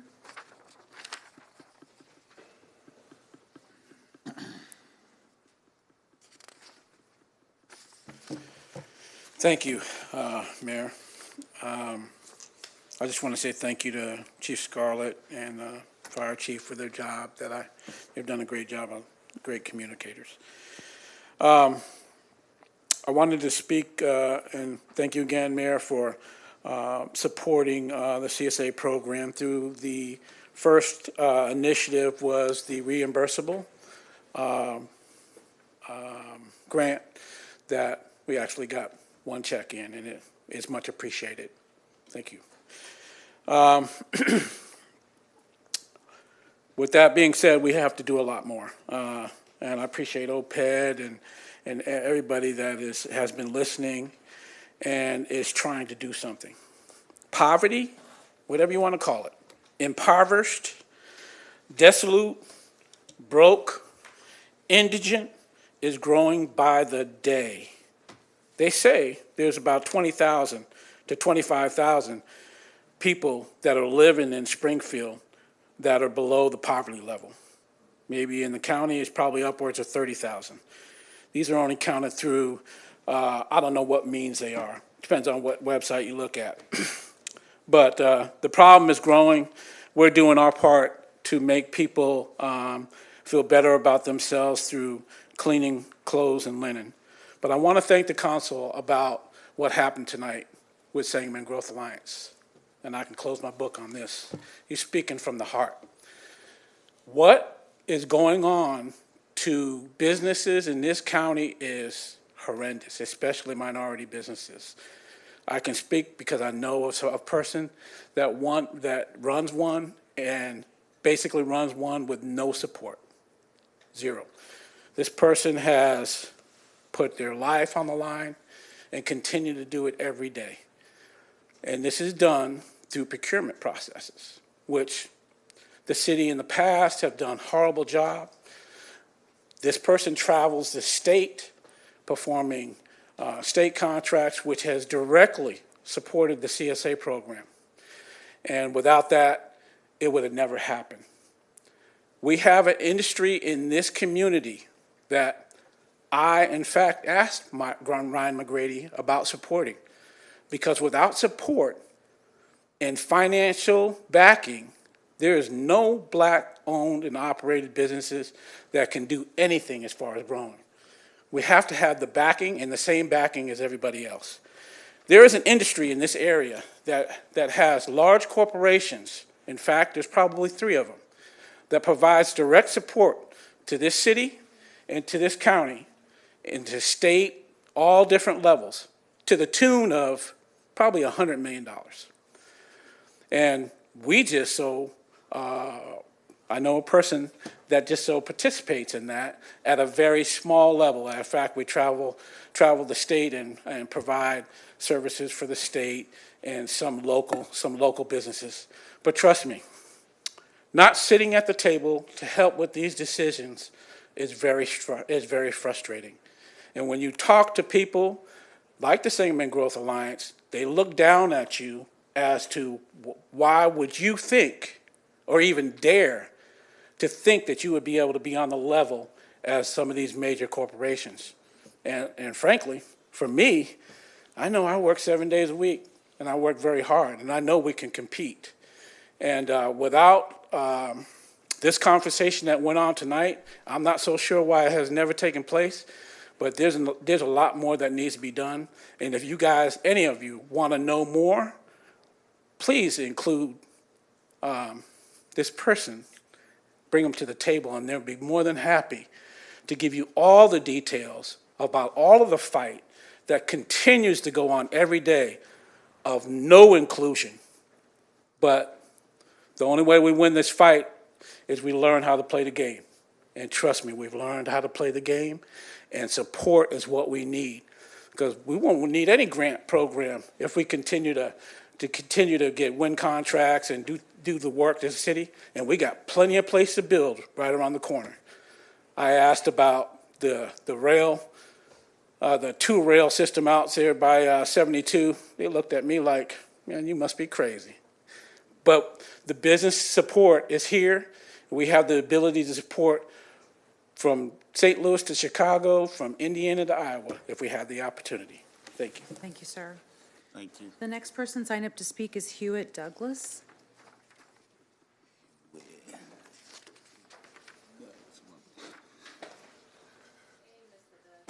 Good evening. Good evening. Mayor, it's good to see you. You as well, sir. I'm here about Lincoln Tower Apartments. It ain't no secret. I got so mad last week that I let it go. But I got mad late because Sunday, last week, elevator went down. Only got 2 running, but both of them went down. They came out and fixed them. Monday, both of them went down again. After I could call and get on the list. I called him here last week just so you'd see me. You know I'd see me this week too. Because this is ridiculous. Tuesday of that same week, both elevators went down again. My older person is getting tired of me, I'm sure. But God bless all of y'all, because something has to be done. Something has to be. It's a health hazard. The fire department came every day. Fire department shut it down, told them what they had to do, what they better do right quick, and they did it. Found out on that last Monday, and my name spelled wrong. Good God Almighty. The bottom line is, the fire chief told me, fire marshal, told me they hadn't paid the dang bill. All of a sudden, $14,000 just floated across from Champaign to Springfield. That's where the manager of this plague lives. Realistically, y'all, it's a health hazard. We got people in that building that are aged. We got people in that building with diabetes, heart problems, and if a problem ever comes up and that elevator is not working, it will be a death, because you can't get the machine that they got to use on a person big as me to carry them down 16 flights of stairs. My wife said, why don't we move? I ain't moving nowhere. I like where I live. Above the tree line. Y'all don't have that privilege. You don't have that privilege. See, all y'all live down on the ground, nice and even, where the little rats and possums and all of that. I ain't got to worry about none of them. I don't even have to worry about birds a lot, because they ain't coming up there either. But I want to get down when I want to get down. And I want to get up when I want to get up. Y'all just walk straight into your house. I can't do that. I have to call ahead and say, hey, is the elevator working? Because if it ain't working, I ain't coming there. I'll wait a little lot longer. Ladies and gentlemen, I'm begging. Mayor, I'm begging. It seems like there's not enough pressure. Corporate counsel and my audit person came out, looked at the situation. I hope it didn't turn his stomach too bad. But lighting, parking, elevators, upkeep of that building, it's in the Capitol complex. Y'all sit around here, and I agree with folks. Y'all arguing about $50,000 out of $2 million. That's like peanuts. But you spent, some lady said 75 minutes. That's a long time to talk about peanuts. But we know why. And I'm now about to piss off some folks. Because some folks said, oh, I like you, I like you, I like you. I heard that I like you stuff. It ain't about liking. It's about getting something done. We all know why that project on the east side or any plans on the east side couldn't be found. Because they were shelved. Put it on the back burner. As a matter of fact, throw it behind the stove. I'm tired. And Brother Johnson and Brother Frazier, they both spoke well. But I'm going to tell you something. Ain't none of y'all going to like me if we start getting some good trouble around this place. And I hope y'all know what good trouble is.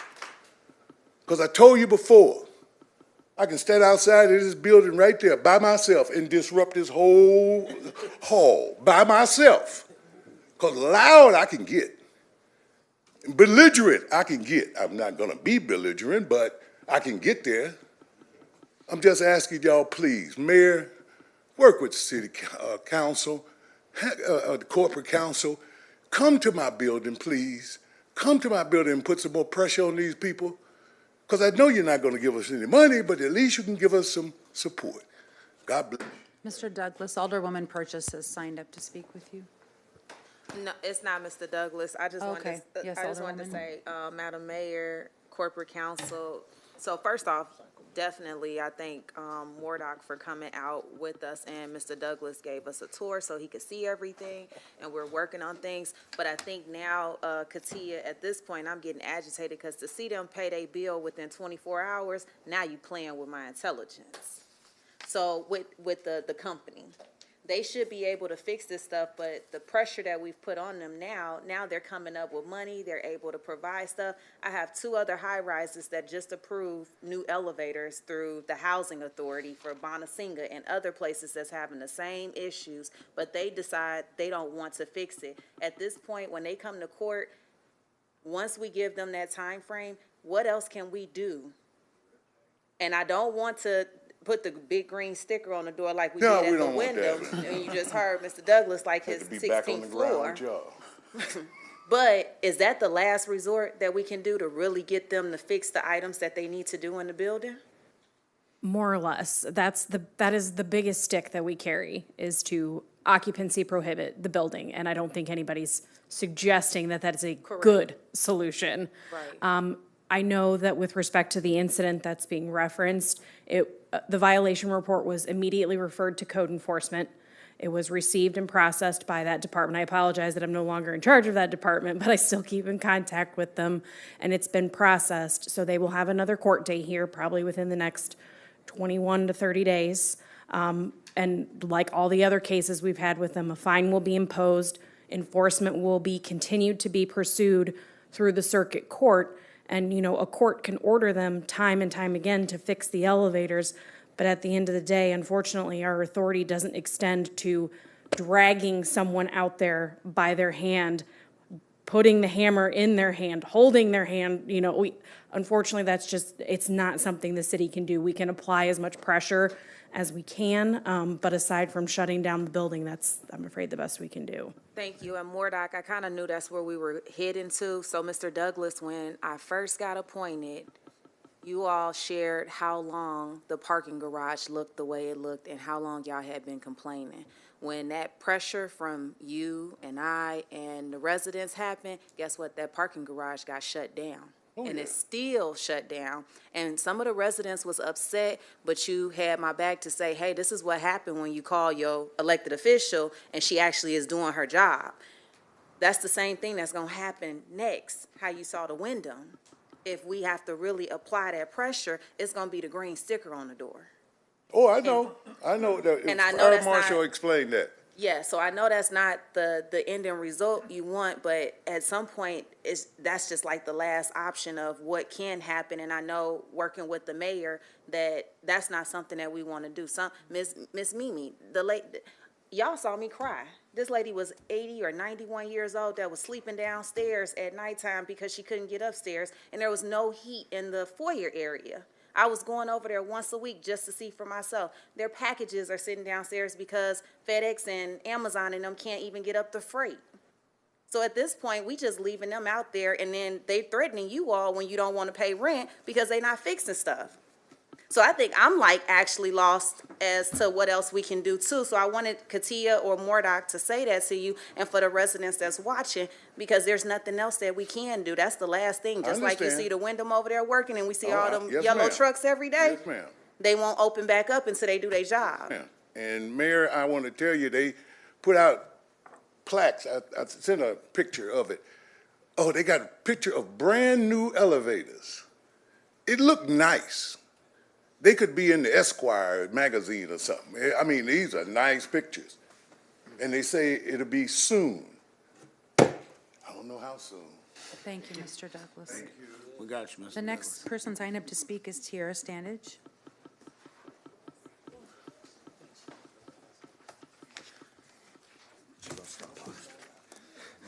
Yeah, and I don't know why. Hello. I also wanted to take time to thank Alderman Gregory for bringing forth that amendment to make sure that the East Side and our other Black communities aren't left out when economic development is on the table. And thank you for the whole horseshoe for supporting him on that. As Ken gave everybody the data, where I'm from, I'm a constituent of Ward 2. There's a 20-year life expectancy difference. The question I pose to you guys is, what can we do to keep these people alive for that extra 20 years? One solution is harm reduction, and that's what I do at Intricate Minds, so I would like to take my time to talk a little bit about that. In 2024, we lost 90 people to fentanyl overdoses in Sangamon County alone. I would just like to take a couple seconds of silence for those people as well as others that we've lost to drug overdose.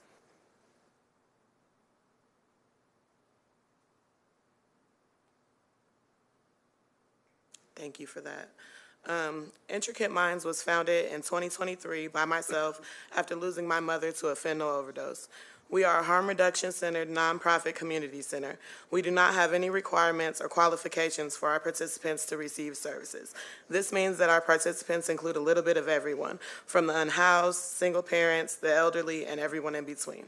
Our mission statement is as follows. Intricate Minds intends to stimulate the Black community and our allies to reduce the stigma related to mental health, HIV, drug use, and identifying as LGBTQ. Our programming is centered around the 8 harm reduction principles that are identified by the National Harm Reduction Coalition. Number 1, we accept, for better or worse, that licit and illicit drug use is part of our world, and we choose to work to minimize its harmful effects rather than simplify, ignore, or condemn them.